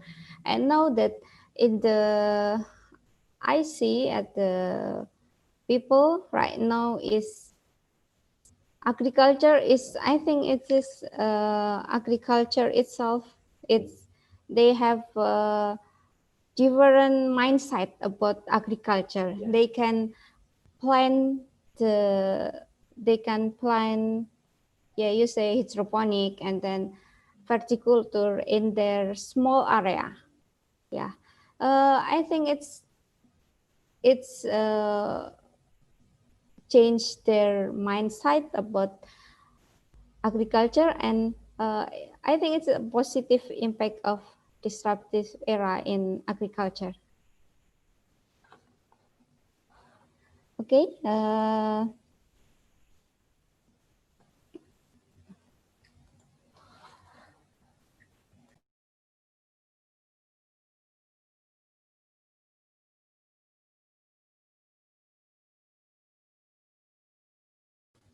Yeah, if we say about disruptive era is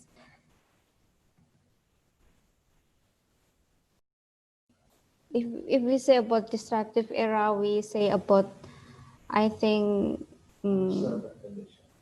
yes, answer the condition, the right now condition about maybe about this pandemic COVID-19, and actually it is have a, maybe we can say a positive impact.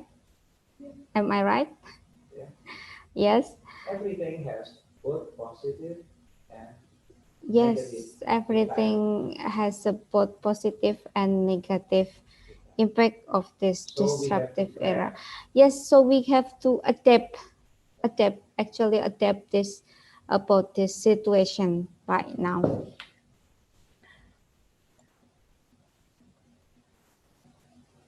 Okay, maybe if I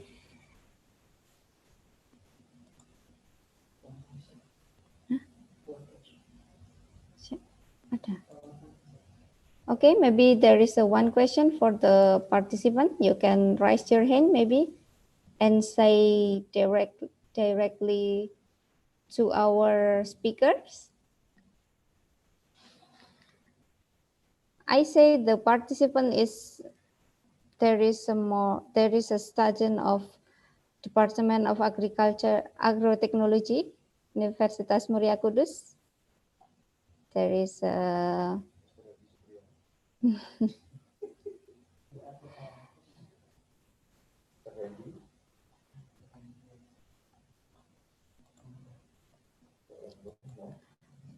okay, maybe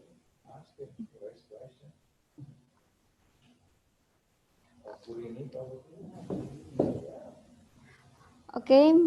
Okay, thank you very much, Mr. Zetnadi. Maybe if I can simply review your presentation about this disruptive era that we have to, there is a challenge and opportunity of this disruptive era, and we have to adapt of this situation with a good and positive movement. Okay. Okay, then, okay. Now, as a moderator, I would like to say we have come to the end of the plenary discussion. Then we would like to extend a big thanks to the great plenary speakers. It is very nice have you here, Dr. Samak, Mr. Andi Primanugroho, and Mr. Zetnadi. It's an honor to us to have you here.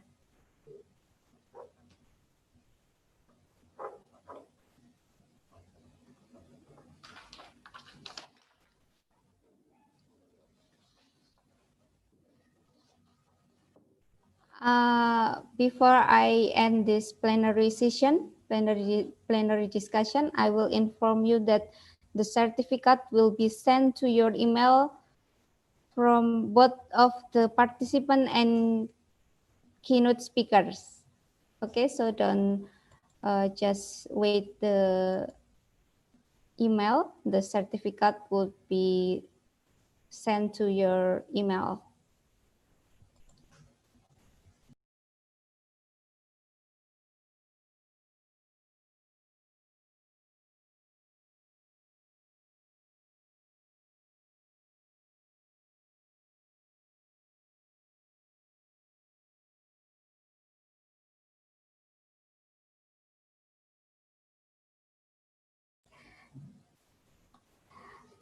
Okay, ladies and gentlemen, we move to the parallel session.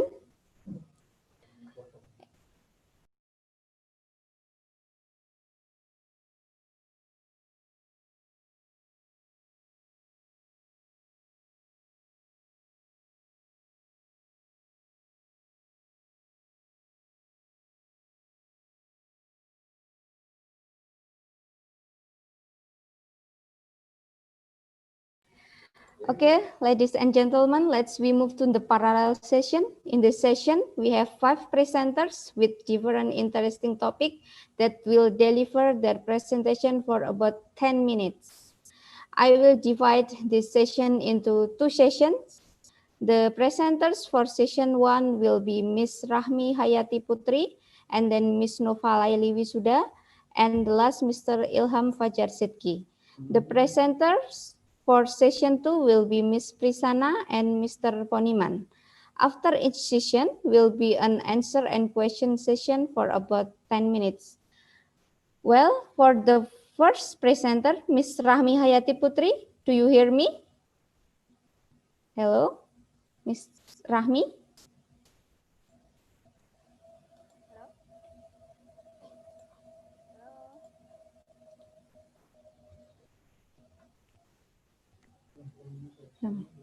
Miss Rahmi, have you joined us? Maybe you can check the sound.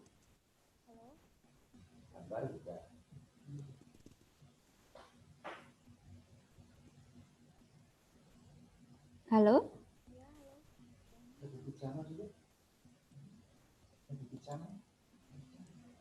Hello? Are you ready? Maybe you can start share. Sorry, can I?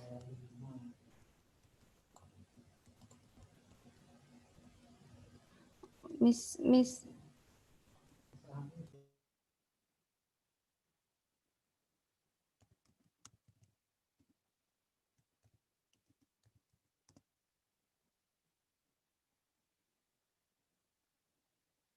Okay, maybe Miss Rahmi, there is a problem with her headset.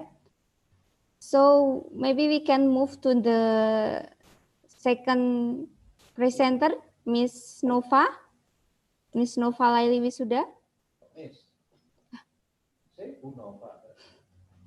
Bu Nova? Bu Nova, have you joined us?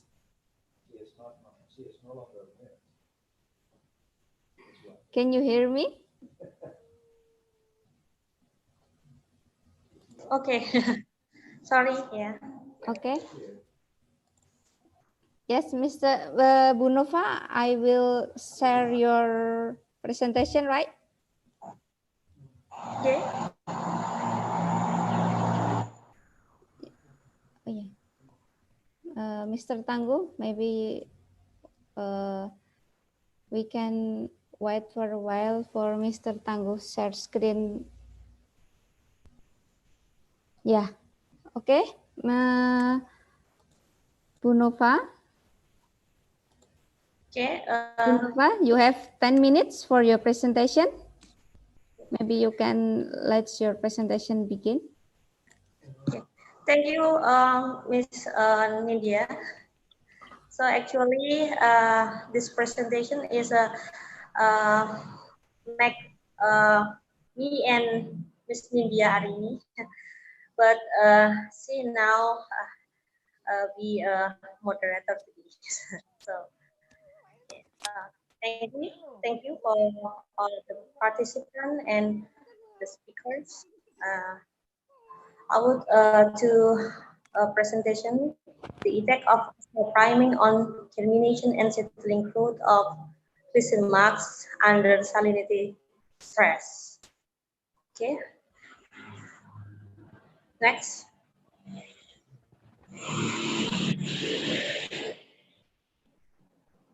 Okay.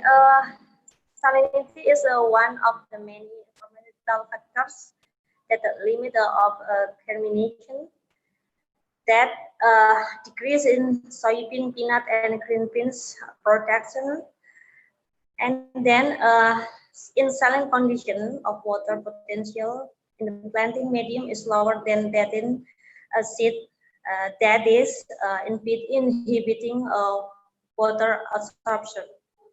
So that's a reason there is a small priming treatment, that pre-planting treatment can be used to small plant to adaptation about the drought, low temperature, and then salinity.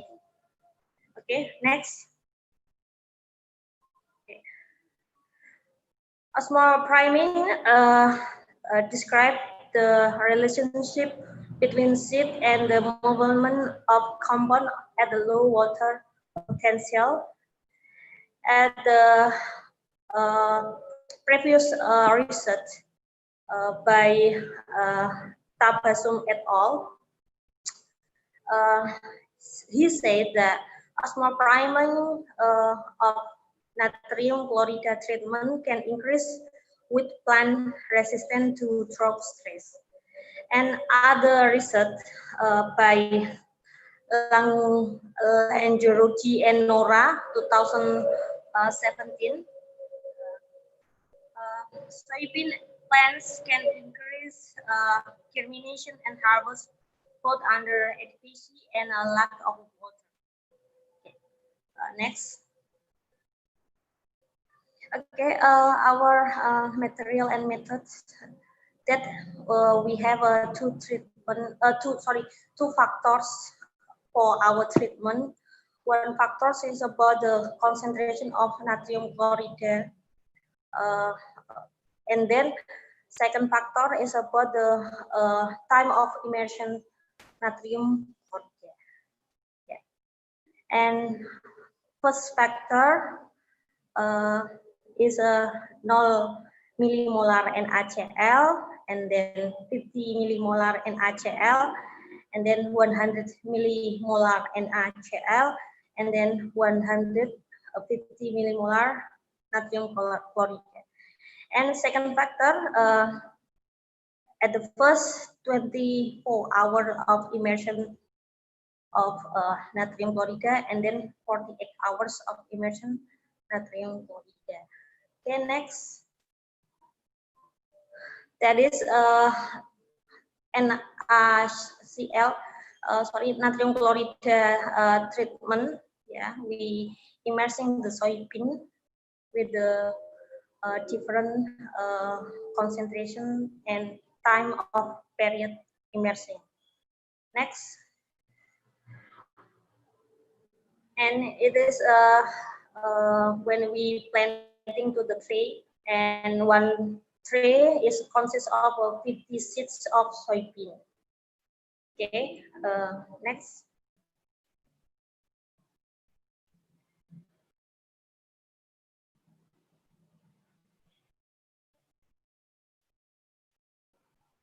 Okay, saline stress condition in the field was used by 150 millimolar natrium chloride irrigation.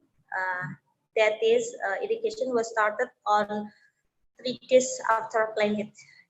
The seedlings grow were observed after 7 days, and the germination rate and vigor index were observed every day. And then next. Okay, and this result and discussion at the first is about the seedling growth and is about the seed height. Yeah, and we know that about the highest is in 100 millimolar and 48 hours to immersing, and then immediately to increase in 100 millimolar 48 hours. So I think in 48 hours is maybe had a decrease height of seed. Okay, the next. And second, we focus in a effect of root length, and I think is the highest is still in control, but in 50 millimolar and 48 hours have a good root length because I think is not too high concentration and not too long immersing time period. Next. Okay, and then the third in germination, I think is interesting because concentration and time period of immersing had some interaction effect that we can see in a graphic. That is 24 hour have a good effect to the seedling growth of the soybean, and then for the concentration and for the hours, we know that in low concentration 50 millimolar had a good effect, that is 87 of germination, and then 24-hour have the best germination seed growth, that is 86%, and both of them is significantly different in other treatment. Okay, next. I think it's same with the germination figure index, same too. That is had a different in just only in hours, and in a combination of the treatment.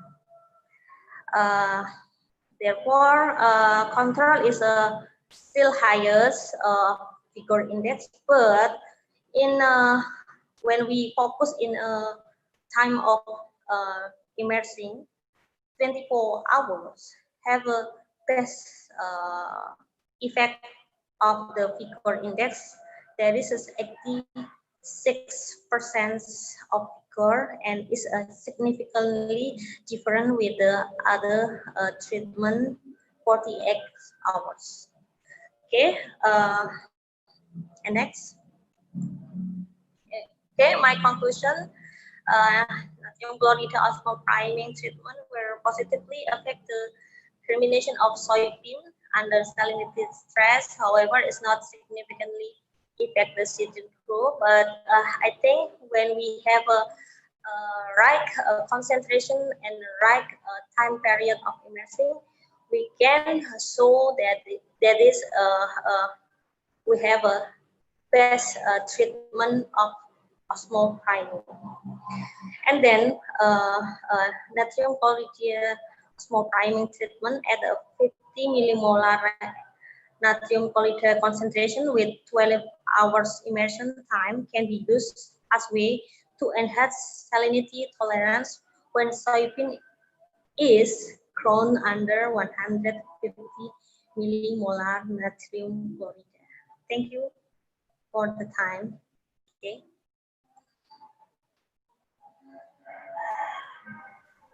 Okay, thank you, Punova. It's good to have you here. So we know a new insight about salinity stress. The participant, you can write down your question in the chat room, but hold it. We will to move to the next speakers, Miss Rahmi, Bu Rahmi, Hayati Putri. Do you hear me? Can you hear me? Can you hear me? Hello? Hello? Yeah. Punova? Can you hear me? Maybe you can increase your volume of your audio. Already. Hello? Hello? Yeah. Your audio is so small. Hello? Hello?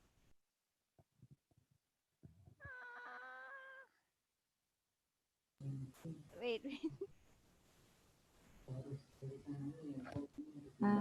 Oh, Hello? yeah, hello? Hmm? Hello? Yeah.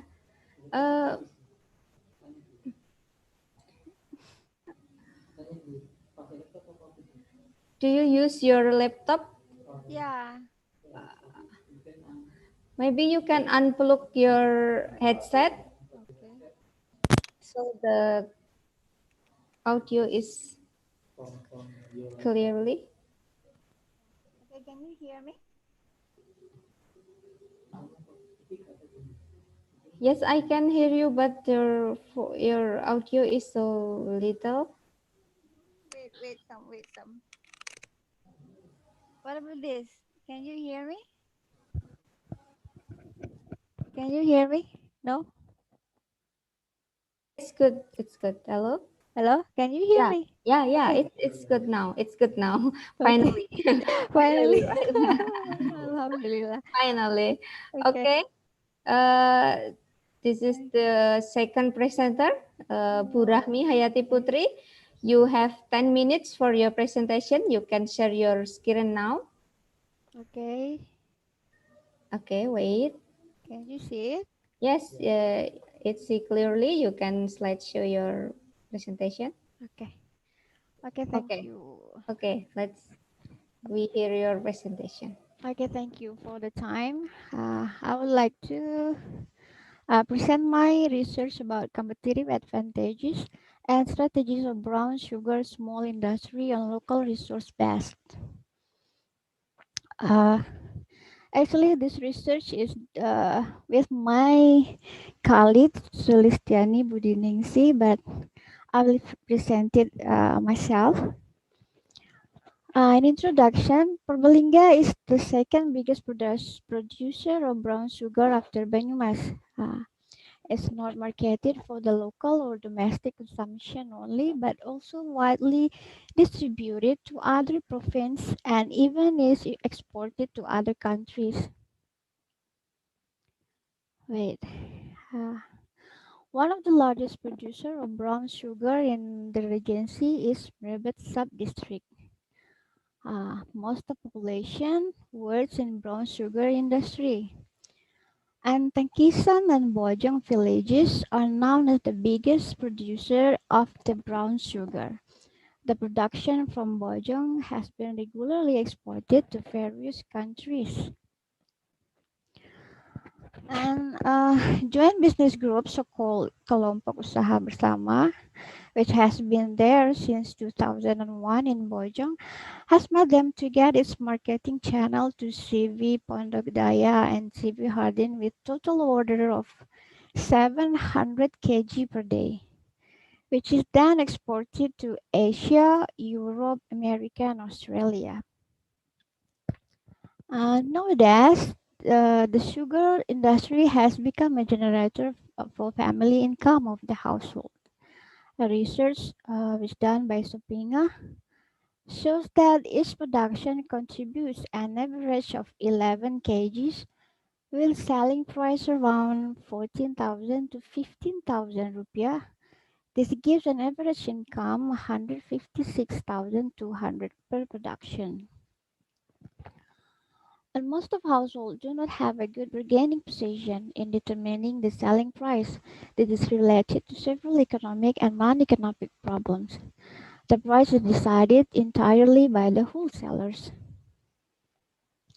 The brown sugar home industry in these two villages need a comprehensive policy from raw material supply to marketing as well as human resource support, technology infrastructure and partnership relation to large or medium scale industries. Therefore, this research is important to be carried out to determine the competitive advantage of brown sugar industry based on local resource in Merabat Purbalingga.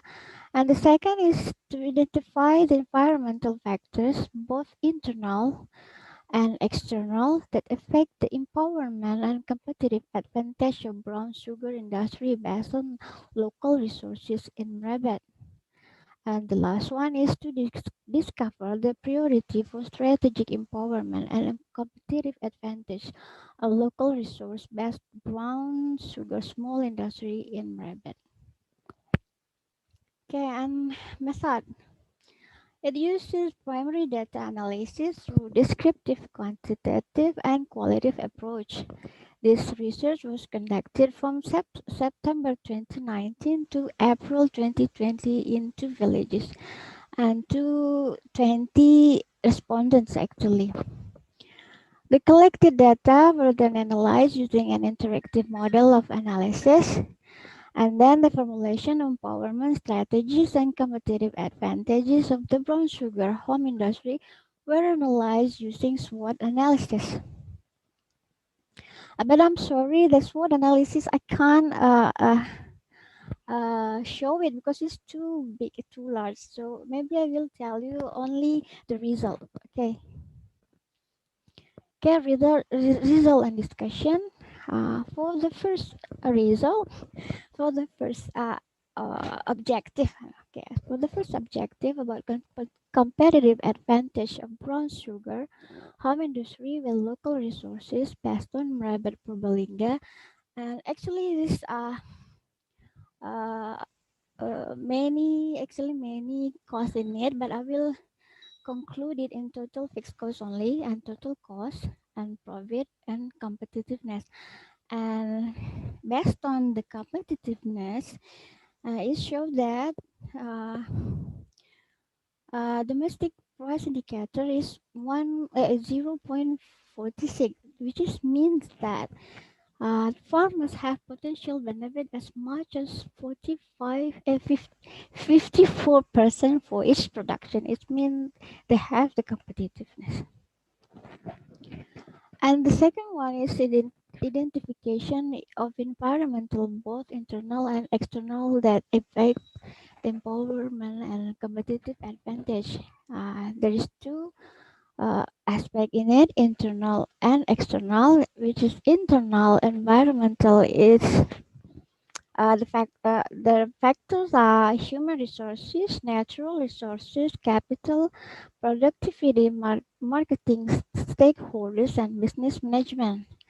And the external factors, there are three aspects, which is natural resources, marketing, and stakeholders. And from the internal and external, there's a matrix actually, but I will tell you the conclusion only. And from the internal and external analysis, it can be concluded that position of brown sugar industry is an aggressive area. It means which is good. Aggressive areas means they are developed. Okay. The third one is strategy of empowerment and competitive advantage is using a SWOT analysis actually too much metric. If I show you in this slide, it will, yeah, it's you can't read it, I guess, because there's too many table and something. So I will tell you the conclusion again. About the strategy. Also, the farmers are like a formal education. They increase their experience and enthusiasm through non-formal education, such as through training, and supported by the potential of local natural resources as a strength and in realizing processed sugar product, and increasing the role of the organization or group of brown sugar farmers is important so that they can carry out the management function better, accompanied by continuous guidance from the local government related agencies and NGOs. And hence, improving the quality of human resources is also vital to improve production management optimally and continuously to meet the demand of the domestic and foreign market, export.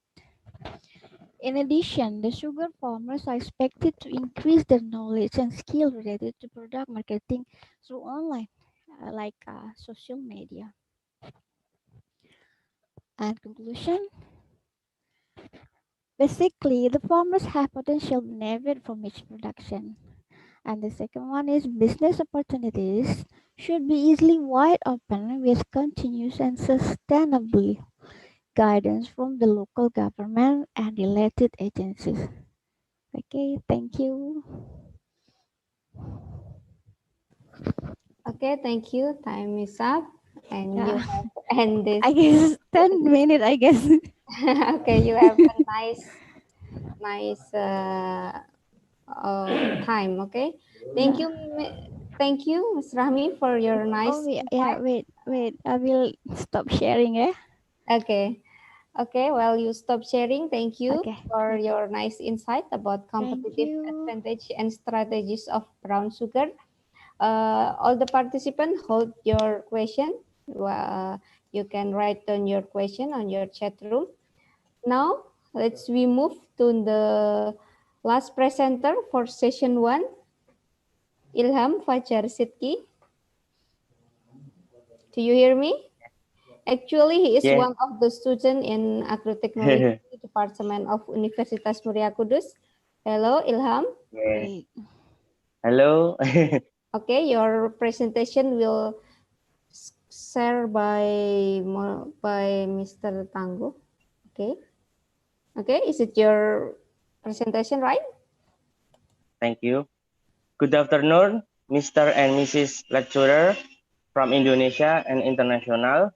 We are from Muria Kudus University, and this is our innovation, Smart System Aquaponic Solar Power. Next.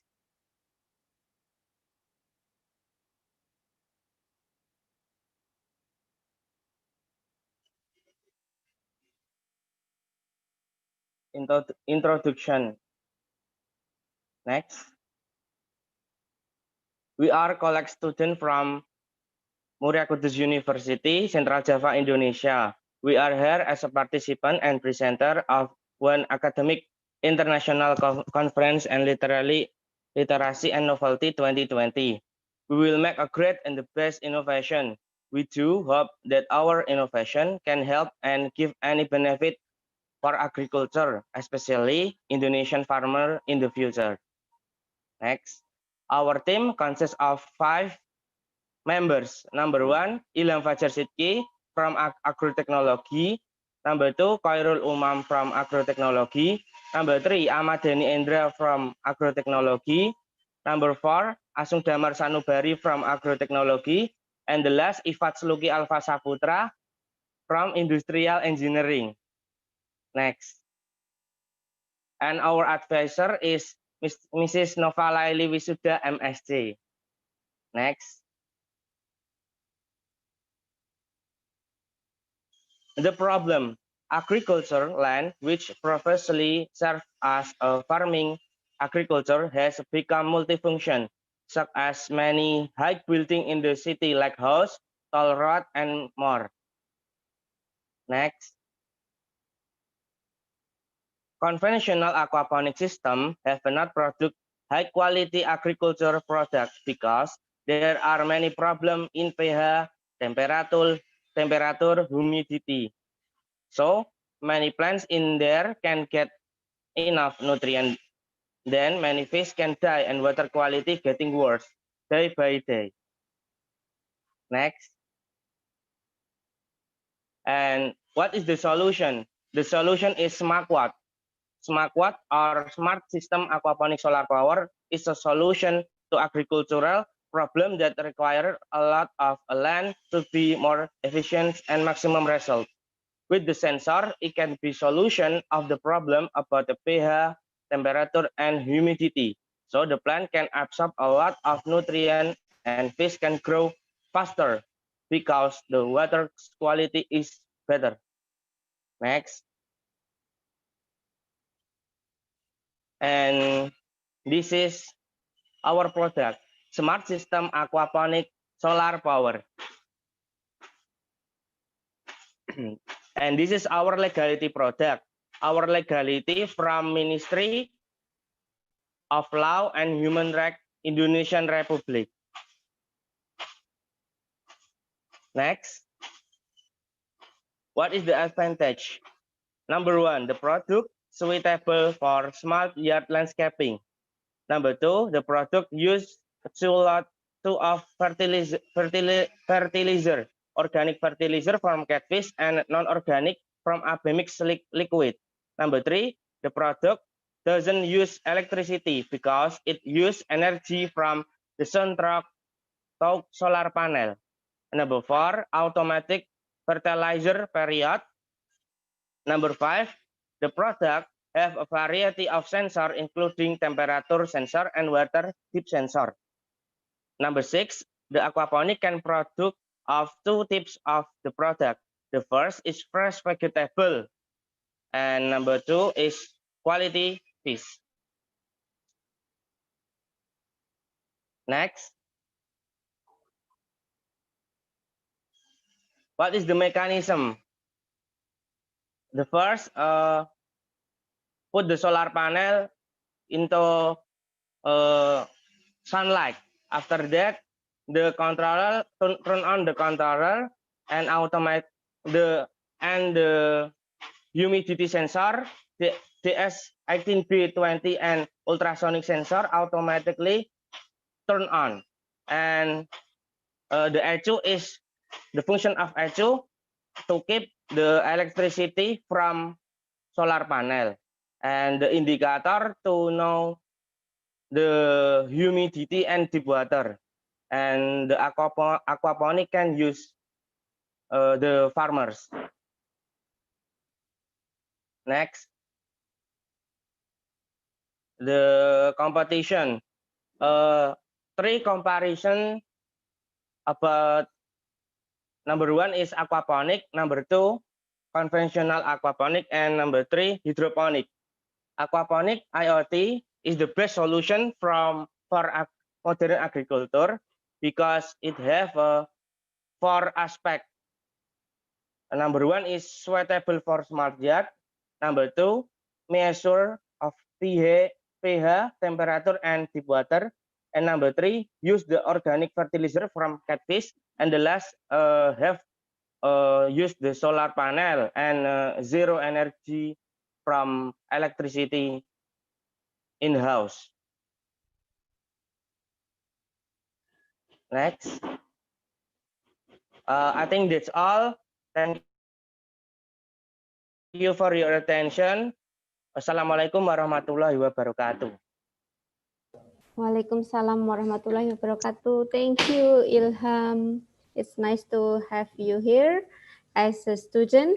Hopefully hopefully the other students will follow your way to present their insight or their what it calls finding innovation. Thank you. Okay, Thank now. you. Amin. Okay, now we are going to answer and question session. The participant, you can write down your question on chat room, or maybe you can raise your hand. After this session, we will go to the session 2, but before it, we are on the answer and question session. These three topics is very interesting topic. Also, it is I think it's a different aspect of agriculture, but it is actually the important thing that we should know. While we wait for the question, maybe I have a little bit curious about the technology of smart system aquaponic solar power. I think the Ilham and team has developed the smart system in this local way, or in a mini areas like that about smart system aquaponic. What do you think?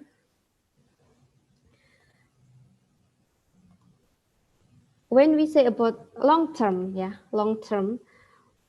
I want to know what is you and your team plan about this technology. Maybe you can share your insight. To long term this project, we market our project number one for urban farming, number two from entrepreneur, and number three especially for farmer. That's it.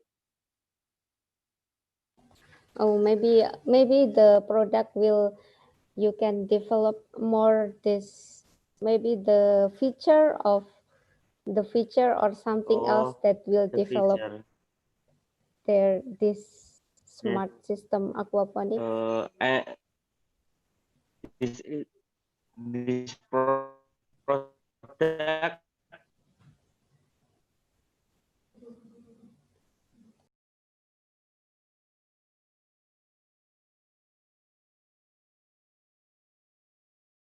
Hello, Ilham.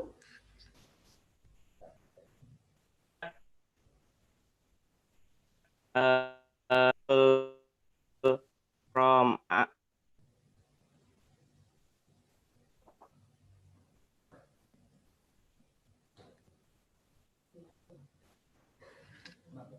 Hello.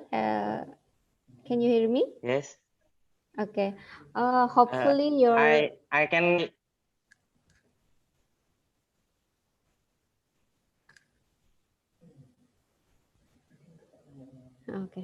okay. Okay. Hopefully your technology, your smart system aquaponics will be beneficial for the farmers and the other people. And you and your team can develop it better and to better. Okay. Thank you. When we say about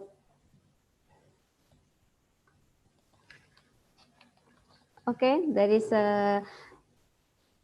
a different topic here about competitive advantage and strategies of brown sugar.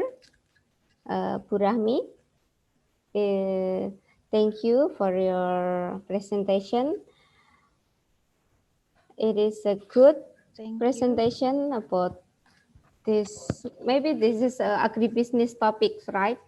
Yeah. Okay, but in Universitas Muria Kudus, we don't have agribusiness major yet, but Yeah, yeah. hopefully we can. We hope in the future we can we have this study about agribusiness. I Okay, hope so. yes, and we We can can collaborate. collaborate with Yes, we can collaborate, this. right? Yeah. Okay, I have a little bit curious about this Mhm. your research. You say that Yeah. human resources is important to improve production management, right? Yeah. Yeah. What do you think to how to improve it? How to improve the human resources of this situation and this brown sugar industry? Okay, thank you. I think the only thing we can do right now is give them training like how to make a book, what do you say? Uh, Management in uh, financial, like how much they uh, spend their money for this all and how much they get. And then we also can give them training about how to uh, uh, use this technology for marketing. I think another one is also about because it is about not only not only in local market, it is also international market. So I think they need to learn more about the quality. Yeah, because every country has their own demand about it. So they have to learn about this. I guess I think we need to uh, uh, give them education about this. I guess that. Yes, I absolutely agree with your statement that we have to educate them with the good quality of product, right? Yeah. Yes, we have to empower Yeah. their knowledge about the product. So maybe the product will be have more value. Yeah. Value. So Yeah, the because actually they also use the second agencies, right? Not on, not they do directly to export it. So it means it's, yeah, I need to give them knowledge about that. Yeah. Maybe with the collaboration with the government and the other industry, we can empower the small industry to improve their product quality. Yeah, I guess so. Okay. Thank you. Thank you for your insight. Thank Maybe you. You're welcome. the other participant, you can ask the question.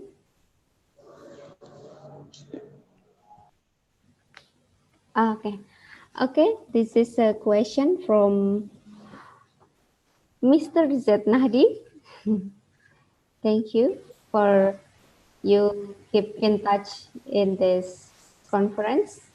Okay, the time is yours. Okay, I have two questions actually. The first one is for Ilham, and then the second one is for Purahmi.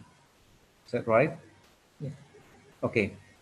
Well, actually, I'm curious about the innovation that you have made with your team, Ilham. But I'm a little bit curious about asking the durability of your device. Can you give me a suggestion or explanation a little bit about the durability? Because actually, if you would like to move further, if you want to produce your your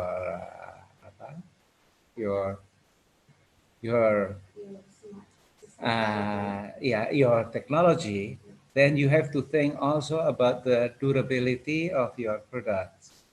Because some people probably will ask, how long will it last? Or probably it is easily then out of order or something, then it will make a bad impact to you and your team. So although for this we have to be patient. I mean, you have to test it.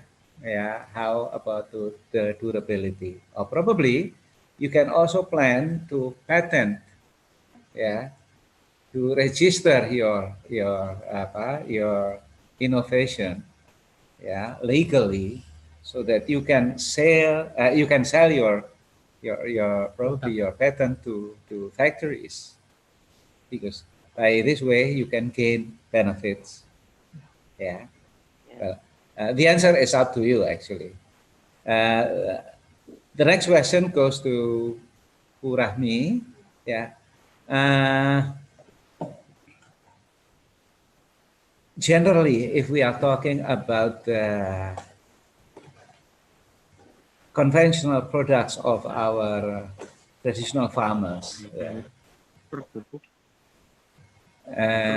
we have one special problem. Yeah.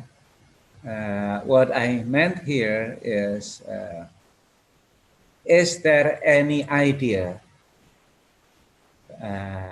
probably raised by the farmer or Purahmi and your friends probably to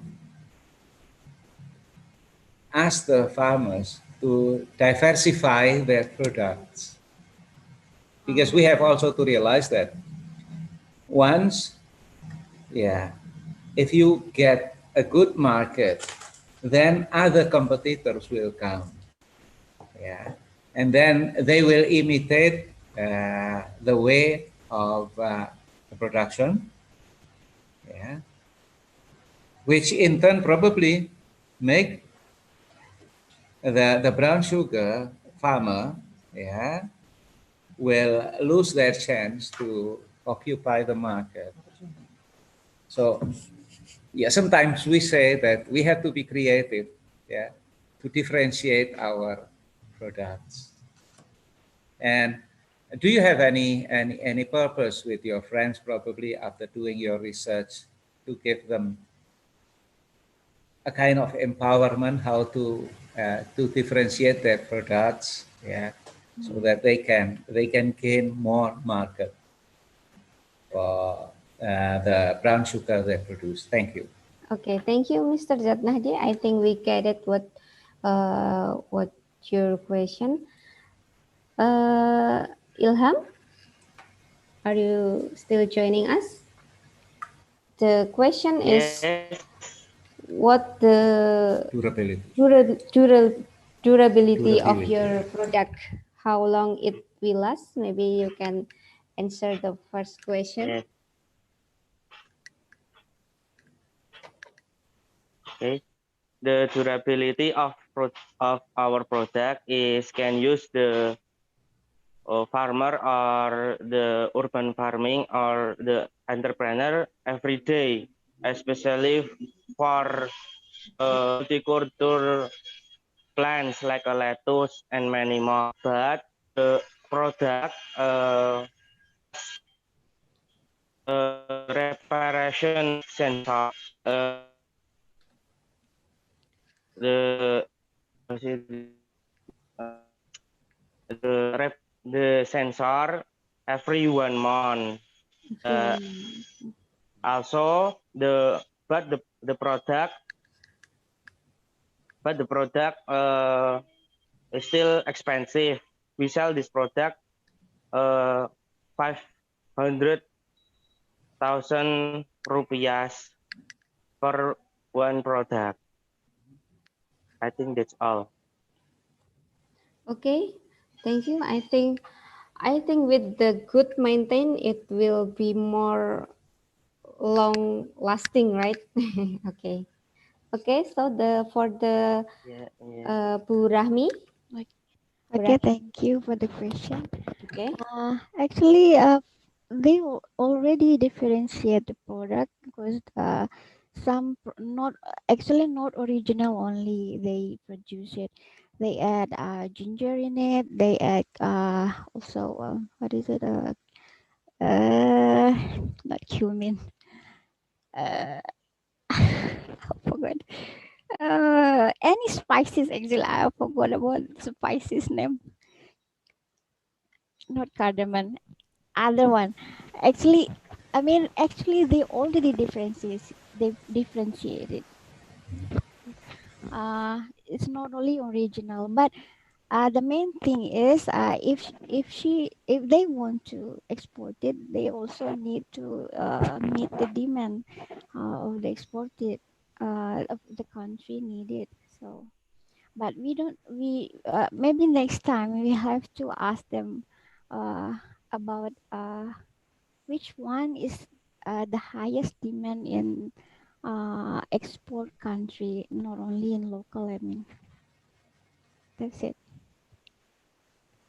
So actually, already differentiated.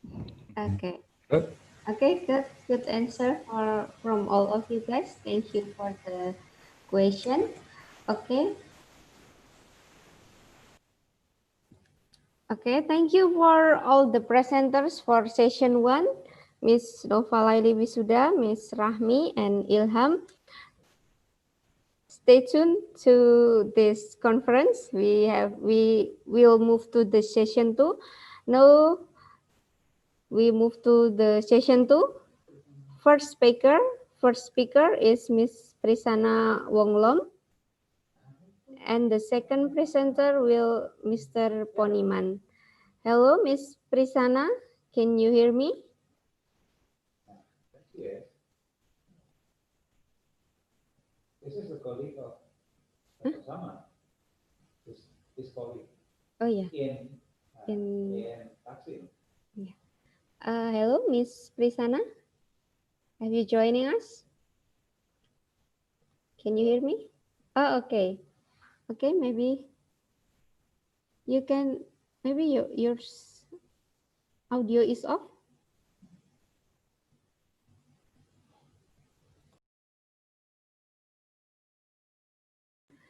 Maybe you can check the audio first because we cannot hear.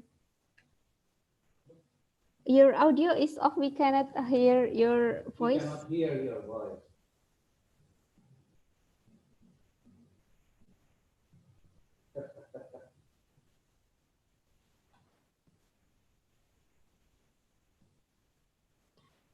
While Miss Prisana check the audio, he will deliver her presentation about muskmelon disease cultivates in polyhouse system in southern Thailand. Miss Prisana is the colleagues of Dr. Samak in Taksin University. Okay, maybe I still cannot hear your voice.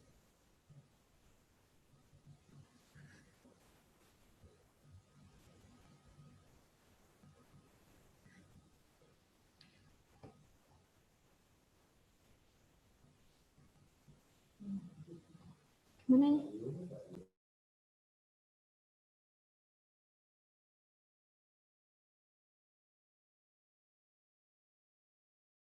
Okay. Okay, maybe while you check your audio, we can move to the next speaker. Then you will get your turn, don't worry. Okay, Miss Prisana, you have the last speaker at this session. Mr. Poniman, maybe you can hear me? Yes. Okay, it's very clear.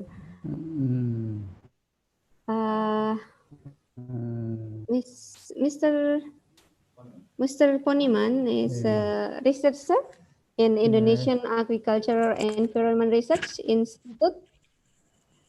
Now he will deliver the presentation about information on the distribution of cadmium on agricultural land in the middle of Serayu watershed, supporting agricultural sector in the industrial trade era 4.0.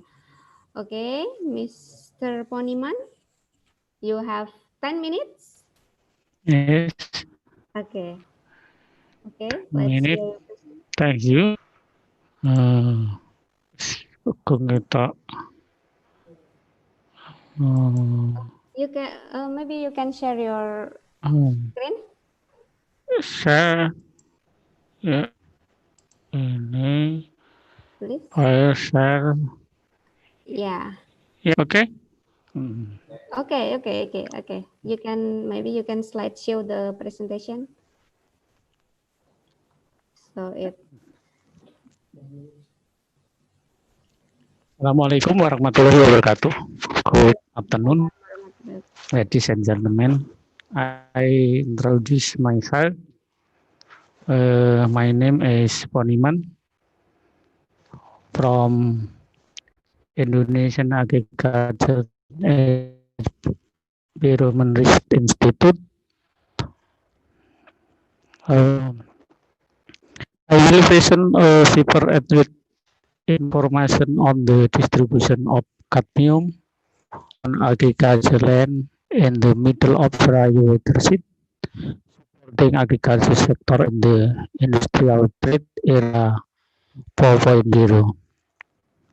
This paper I write with by Mr. Sukarso. Ladies and gentlemen, I respond.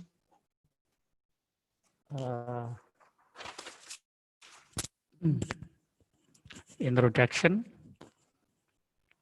Cadmium is one of the heavy metal that prohibit in food product. The middle of Serayu watershed in an area that has dual function as a pollutant source for the below watershed area and as a receptacle of pollutant from the upper watershed area. Data on the distribution of cadmium contamination are still fairly present, so it is difficult to be used as information in the policy making. The agricultural product trending system in the industrial era 4.0, growing trust with is the high the success of agriculture sector. This research objective to know the information of cadmium distribution on agriculture land in the middle of Serayu watershed. Next, methods. Number one, soil sampling in the field conducted, Mas tolong Mas. March to Agustus 2017 on agricultural land around the middle of Serayu waterland. Soil sampling carried out by grid method, a composite soil sample concept of 5 to 7 sub-samples taken from topsoil about 0 to 20 centimeter depth. Number 2, analysis of analysis of cadmium concentration in the soil sample. Analysis of cadmium concentration of carried out in the terpadu laboratorium Indonesian Agriculture Environment Research Institute in Pati, Central Java. Soil sample were extracted by diacid solution consists of nitric acid and perchlorate acid. Cadmium concentration were measured using an automatic absorption spectrophotometer, estimate using cadmium standar kurva.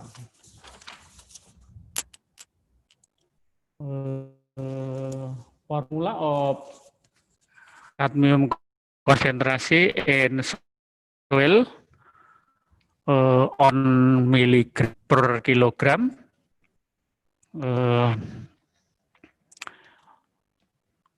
A question cadmium multi ppm kurva multi volume per 1000 milliliter solute multiplied 1000 gram per weight multiplied durator dan multiplied correction factor of water content.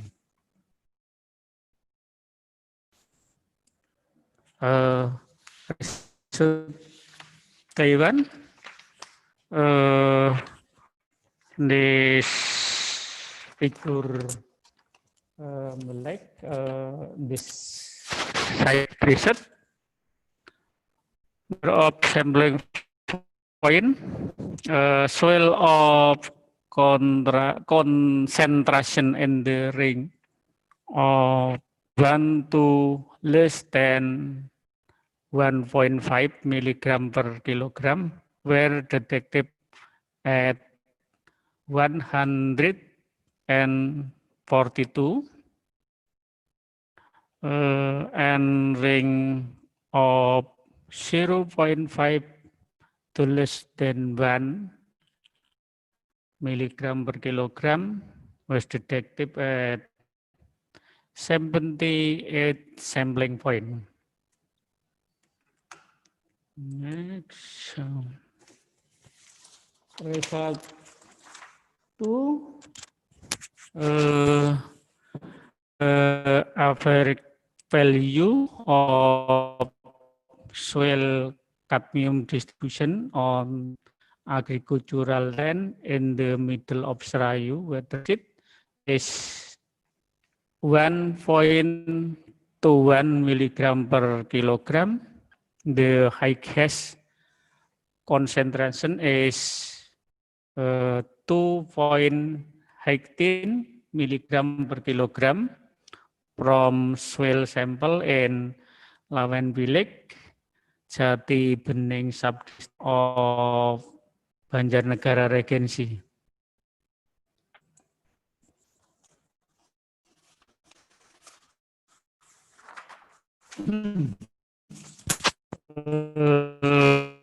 Rasutri, there is positive correlation and concentration of CD of cadmium in the soil. So on in the equation equal to what 3,000 4.034 x plus 18.46 r square 0.059. The increasing in the value of cation exchange capacity in the soil will be followed by an increase in the concentration of cadmium.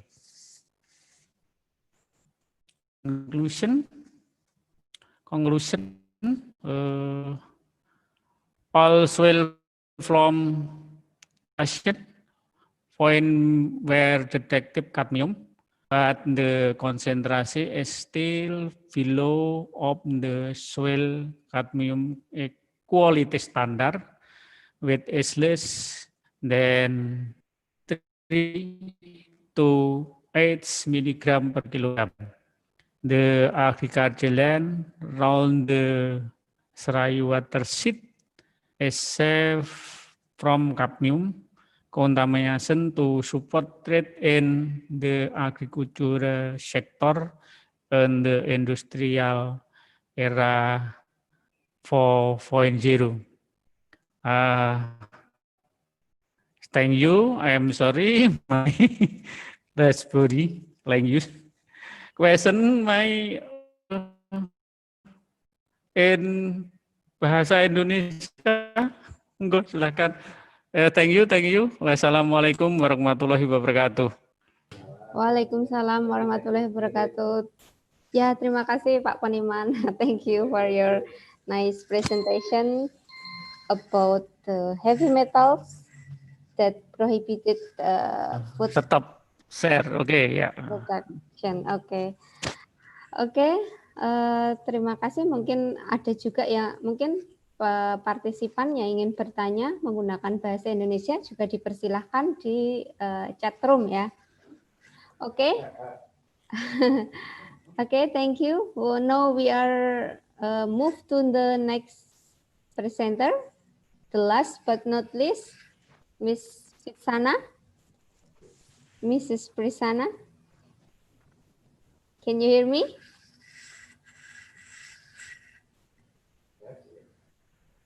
Can you hear me? You can unmute your audio first.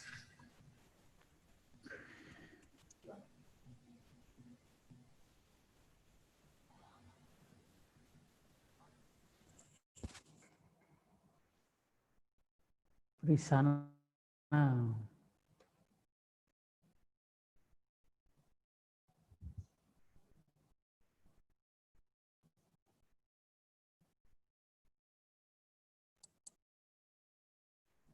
Yeah, we please activate your video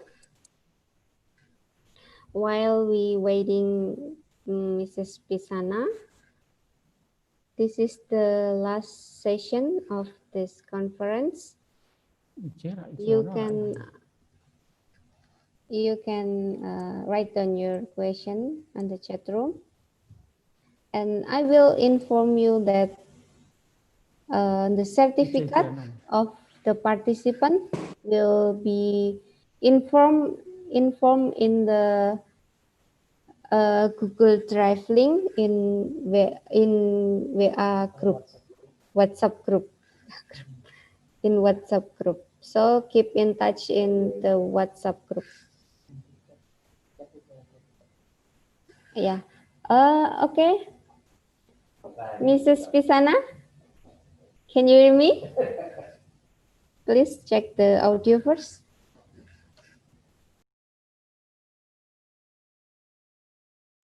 Hello? Hello, I'm sorry, I cannot hear your voice. We still cannot hear your voice. What's maybe there is a problem in your audio, or maybe you can chat in the what happened with your audio.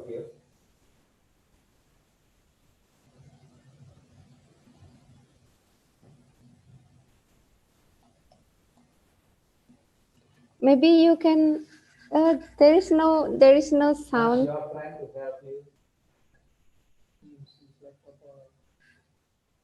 If you use laptop, maybe you just unplug your headset and use the audio from laptop.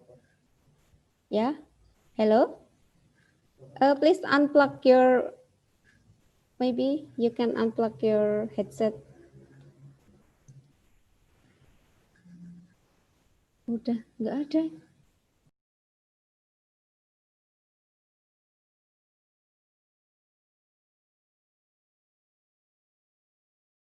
We still cannot hear your voice.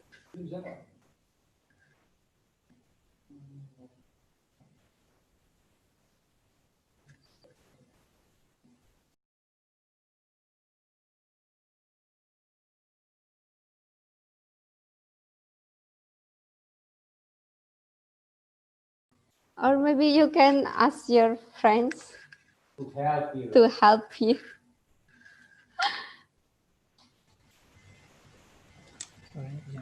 Huh?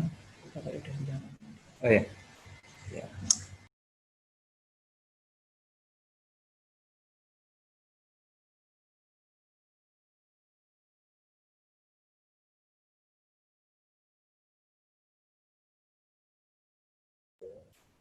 This is the last presenter, but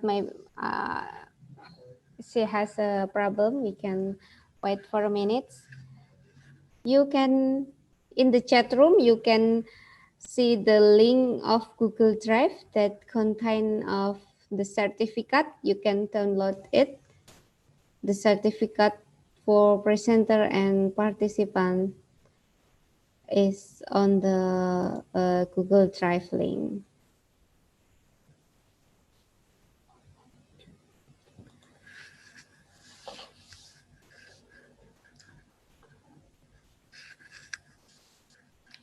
Ms. Pisana itself will deliver the presentation about musk melon disease cultivated in polyhouse system in southern Thailand. So as for your information that Ms. Pisana is from Taksin University, the colleges of Dr. Samak, and I guess that she has interested in horticultural product. Hello, we still cannot hear your voice.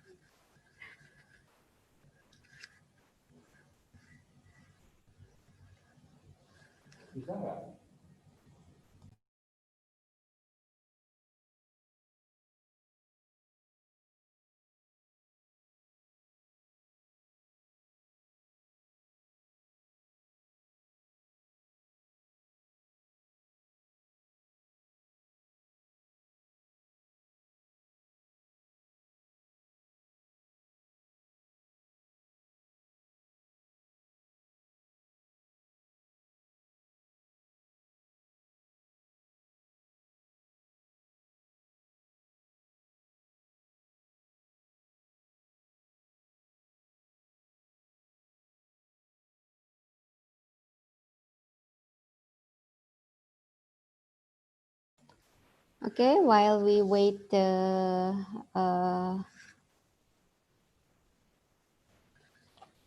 problem to solve, maybe we can move to the question answer session for Mr. Poniman.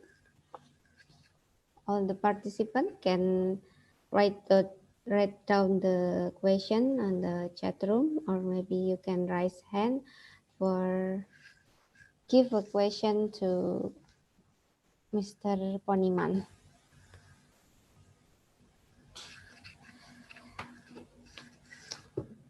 This is the interesting topic about the heavy metals that contains soils.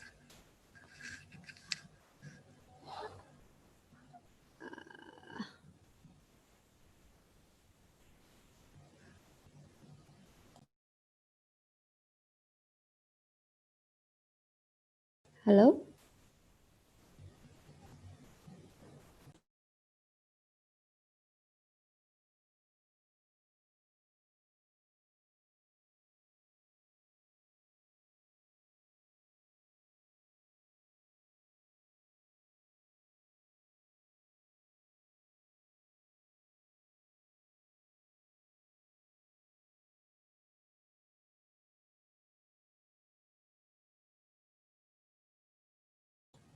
Halo, Mr. Poniman. Mungkin ada sedikit keingintahuan ya dari saya sendiri. Oh, Kadmium. ya, unmute itu. Oh ya, Ya. ya, ya. Iya. Kadmium sendiri ini kan masih sering masih terdengar asing mungkin ya, bagi tidak seumum timbal ataupun magnesium or something else. Yes. Mengapa memilih kadmium? Mengapa memilih this heavy metals for your research? Ya, terima kasih Ibu Nindya. Jadi begini, mungkin bahasa Indonesia saya takut saya Oke. Karena kebanyakan juga yang mendengar bahasa orang Indonesia, takut saya salah memberi penjelasan. Prinsipnya kenapa CD, kok bukan PB, yang umum kan biasanya PB. Jadi begini Ibu, bahwa logam berat yang dipersyaratkan dalam perdagangan dunia itu memang diantaranya ada CD, HG, PB, tetapi kalau sampai saat ini yang Ibu sering dengar adalah PB, karena PB itu biasanya paling banyak masukan dari luar pertanian. Meskipun di dalam dunia pertanian juga ada sumber-sumber yang bisa mencemari dalam bentuk logam berat PB. Tapi khusus CD memang ini paling banyak bersumber dari in situ, dan kalau dari ex situnya biasanya dari pemberian pupuk. Dan memang jumlahnya relatif kecil penambahannya, tetapi di dalam penimbunan di dalam produk, khususnya persyaratan dalam perdagangan bebas yang disyaratkan dalam kodeks, memang itu menjadi syarat utama. Di samping juga PB, HG, dan CO. Ada 4 syarat. Tapi kalau yang logam-logam lain memang agak dipersyaratkan, tapi untuk syarat sekunder begitu. Kira-kira seperti itu, Ibu. Kenapa pilihannya kalau das di Serayu Tengah? Karena kebetulan kemarin itu sangat mendesak dan memang yang ada data di situ, kami kemudian mencoba menyampaikan kepada teman-teman yang ada di seminar ini terkait Serayu Tengah, karena sebagian besar Serayu Tengah itu memiliki keunikan tersendiri. Yang pertama di Serayu Tengah yang lebih hulu begitu, itu memiliki ekosistem sayuran, tetapi Serayu Tengah yang agak hilir, separuhnya itu memiliki ekosistem lahan sawah. Artinya ada berbagai macam komoditas di sana. Berbeda ketika kita bicara dengan Serayu hulu, karena Serayu hulu itu lebih dominan sayuran. Kira-kira seperti itu Bu alasannya. Dan ini memang produk-produk sayuran terutama dari Banjarnegara khususnya wilayah Serayu Tengah itu memang sudah menjadi ikon untuk produk-produk sayuran yang dikirim ke Jakarta. Jadi belum sampai ke luar negeri, tetapi langkah-langkah antisipasi harus tetap dilakukan dalam rangka pemberian informasi. Kira-kira itu Ibu. Terima kasih. Oke, terima kasih Pak.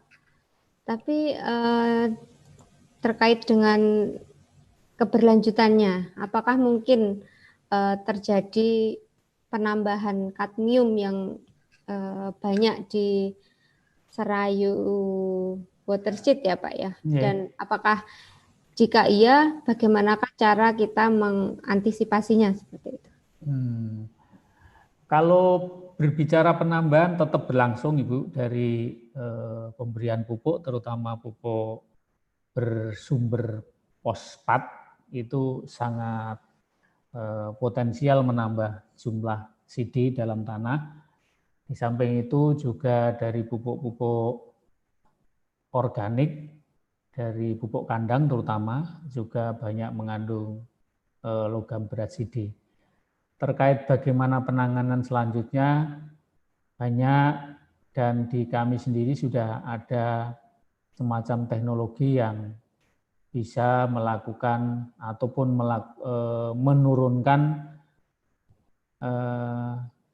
kandungan residu CD yang bisa terangkut ke dalam tanaman. Ada beberapa teknologi dan itu menjadi paket yang berkelanjutan khususnya di instansi kami. Gitu, Ibu. Oke, terima kasih Pak. Mungkin ada terima kasih atas penjelasannya dan sesuatu yang baru ya untuk kita. Oke, maybe we move to the Mrs. Prisana. Mrs. Prisana, we still cannot hear your voice.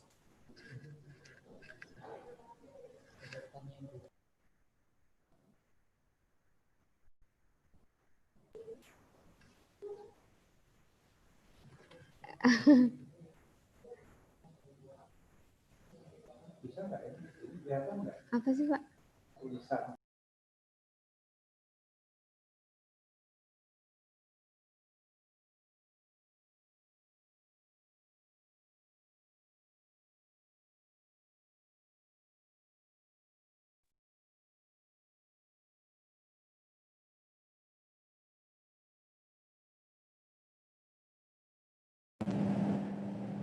Yes. Hello, yes, finally. Hello? Hello, can you hear me? Yes, finally. Okay. Finally. Finally, we can hear. Thank you.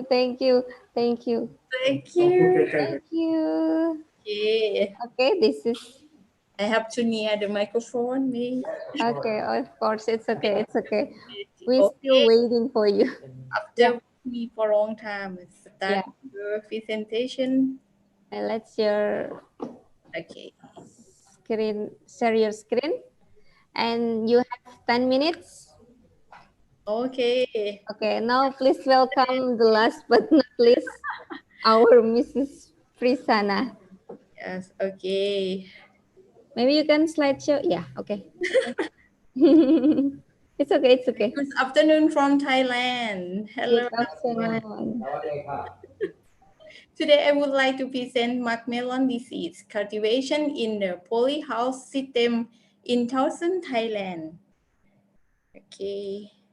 Next is why a farmer in southern Thailand is grow the Macmillan because of the low income from a conventional agricultural, and our government have a strategy about type 4.1 is it means is they decide to do less but get more, and we have a like a plan to do the modern agricultural, and now the farmer no grow the plant for the production only production, but they have another activity such as the farm cafe, but they grow the plant and buy the coffee in the same area or farm shop.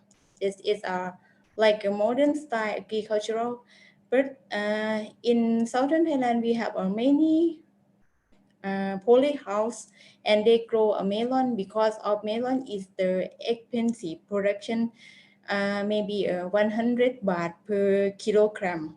Yes. And why we for the southern Thailand the climate is a tropical and rainforest climate change. Every day rainy is high humid. This is harmful to melon get the disease. And now there's no information about the disease of the Macmillan.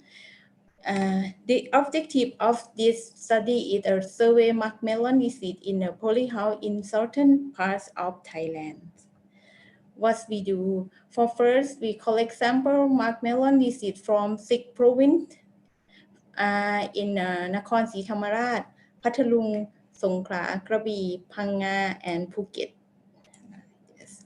And after that, we isolate the pathogen in pure culture and identification the species of the pathogen. This from our survey is we found the farmer grow many kind of the variety of Macmillan such as Barami, Jingyuan, and some from Japanese. And we found all parts except the flower have a disease such as roots, lower stem, and fruit. And they grow the number of plants per polyhouse between 50 to 200 plants, depend on the size of the polyhouse.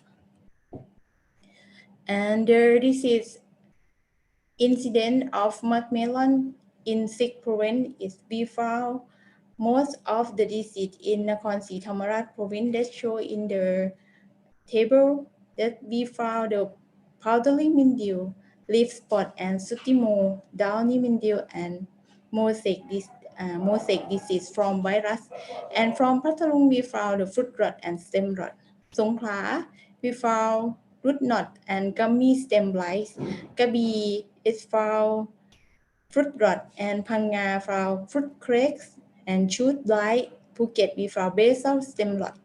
After that, this picture shows this is symptom of the Macmillan. The first one is a root knot. It's from nematode, and the second in B and C picture is gummy stem bite, and D and E is a powdery mildew, and next is the downy mildew. The last is fruit rot. This is absolutely loss of the production. After that, I isolate the pathogen and study the morphology of the pathogen and hypha and the conidia. We found it's melon disease, pathogen fruit rot, caused by the Lasiodiprodia.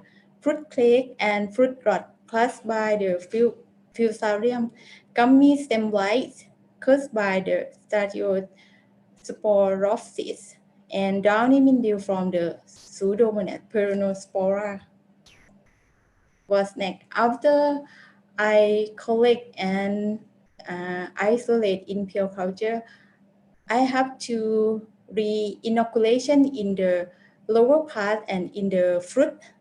Thus, for the gummy stem blight, I inoculation the pathogen in the lower stem.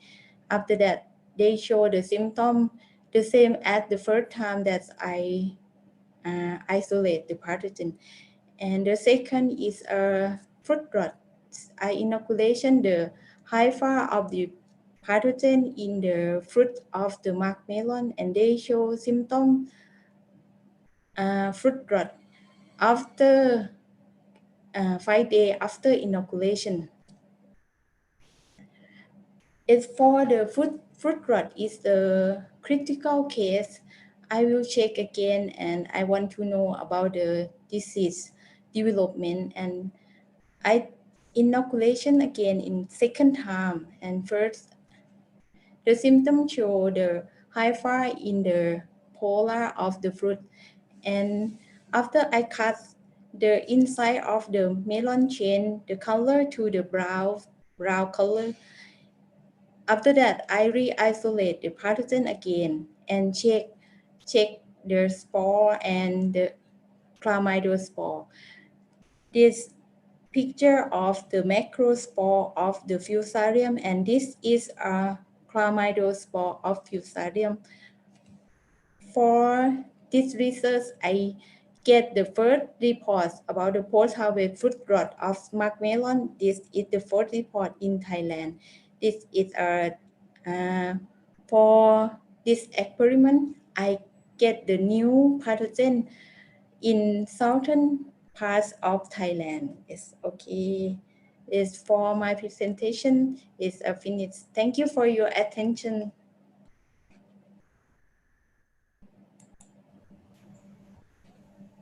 Thank you, Mrs. Prisana, for your presentation about muskmelon disease, yeah, muskmelon disease in polyhouse system in southern Thailand. Yes. For the participant, maybe you can ask the question. Please write down your question on the chat, or maybe you can raise your hand. Mr. Zatnahdi, maybe?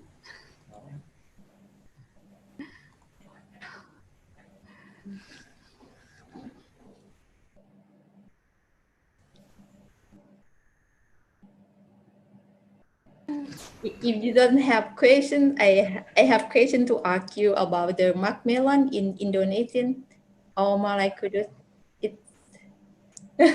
Do you have the mark melon plantation area in Malay Kudus?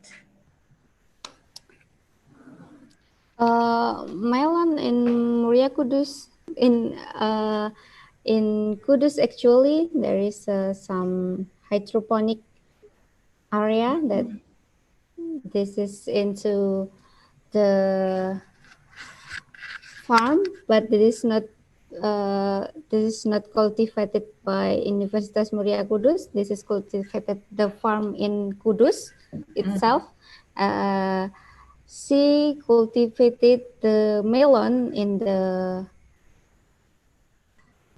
the system of what it called hydroponic. Yes, hydroponic. Yes, hydroponic. Oh, yes. And yes, it's interesting. Yes, the price of the melon in here is so good. The price is so good, and this is the melon itself is the favorite fruits in Indonesia. Okay. And in this,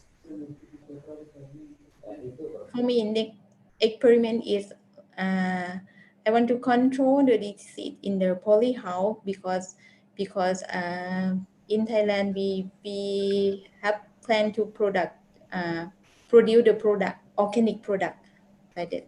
I will try to use the biocontrol for the polyhouse of the melon. Yes. Is it more easy to plant muskmelon in polyhouse? It's easy because the polyhouse can protect the melon from insects. Yes. But we fight with only the pathogen.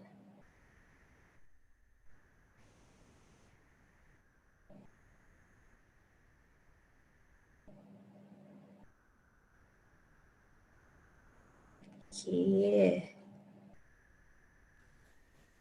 In some places in Kudus, in this rice, after the farmers harvest the rice, usually they planted melon in their land. Yeah. Yeah. I hear that you have come here at 2018, Yes. Dr. Samak. Yes. I have been to Yeah. Kudus, yes. Maybe 2 or 3 years ago. Yeah, hopefully I can meet you personally in here, or I came to Taksin. Okay. Okay. Okay.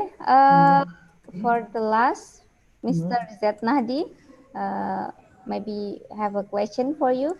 Please, Mr. Z Nahdi, can unmute your audio.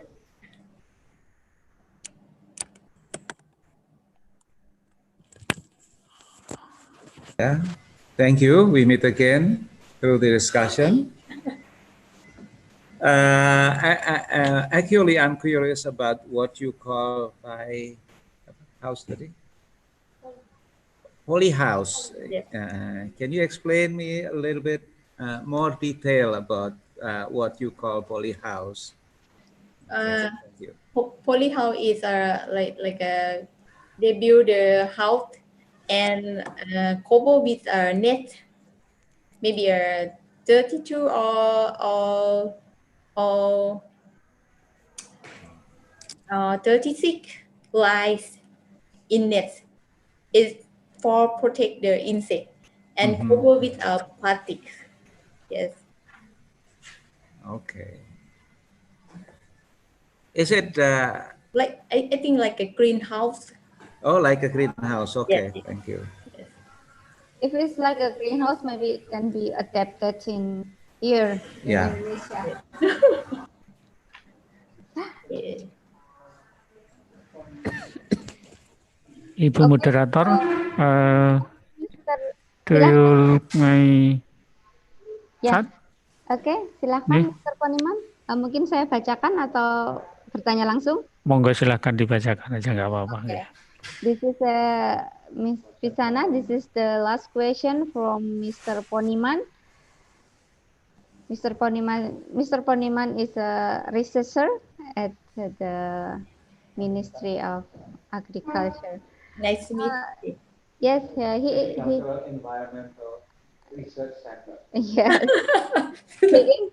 he asked about muskmelon plants that have been exposed to fungus, how to deal with it. For thousand Thailand, we not export to another. We like grow and sell in the local area. Like, it's not enough for sales. Yes, because they like they have to buy before the finish of the season. Yes, we have to book the melon before the finish the season. Yes.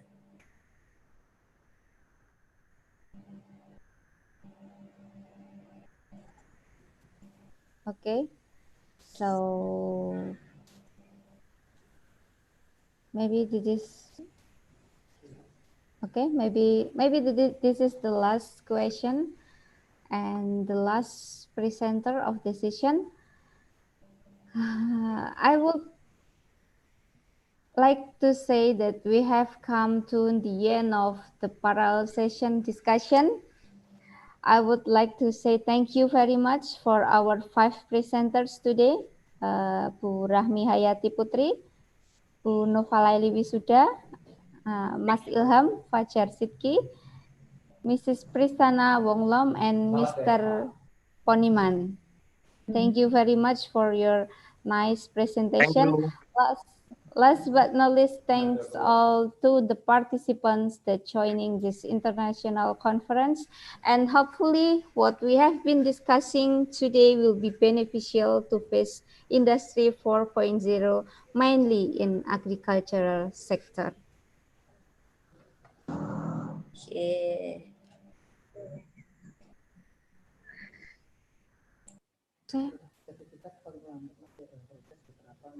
The certificate is still on the process, so you can patient to wait it. All the certificate will send to your email. Okay. Once again, thank you very much for all of you guys. It is very pleasant to have everyone here, and we hope to see you again in the next international conference. Thank you. Okay. Assalamualaikum warahmatullahi wabarakatuh. Waalaikumsalam warahmatullahi Warahmatullahi wabarakatuh.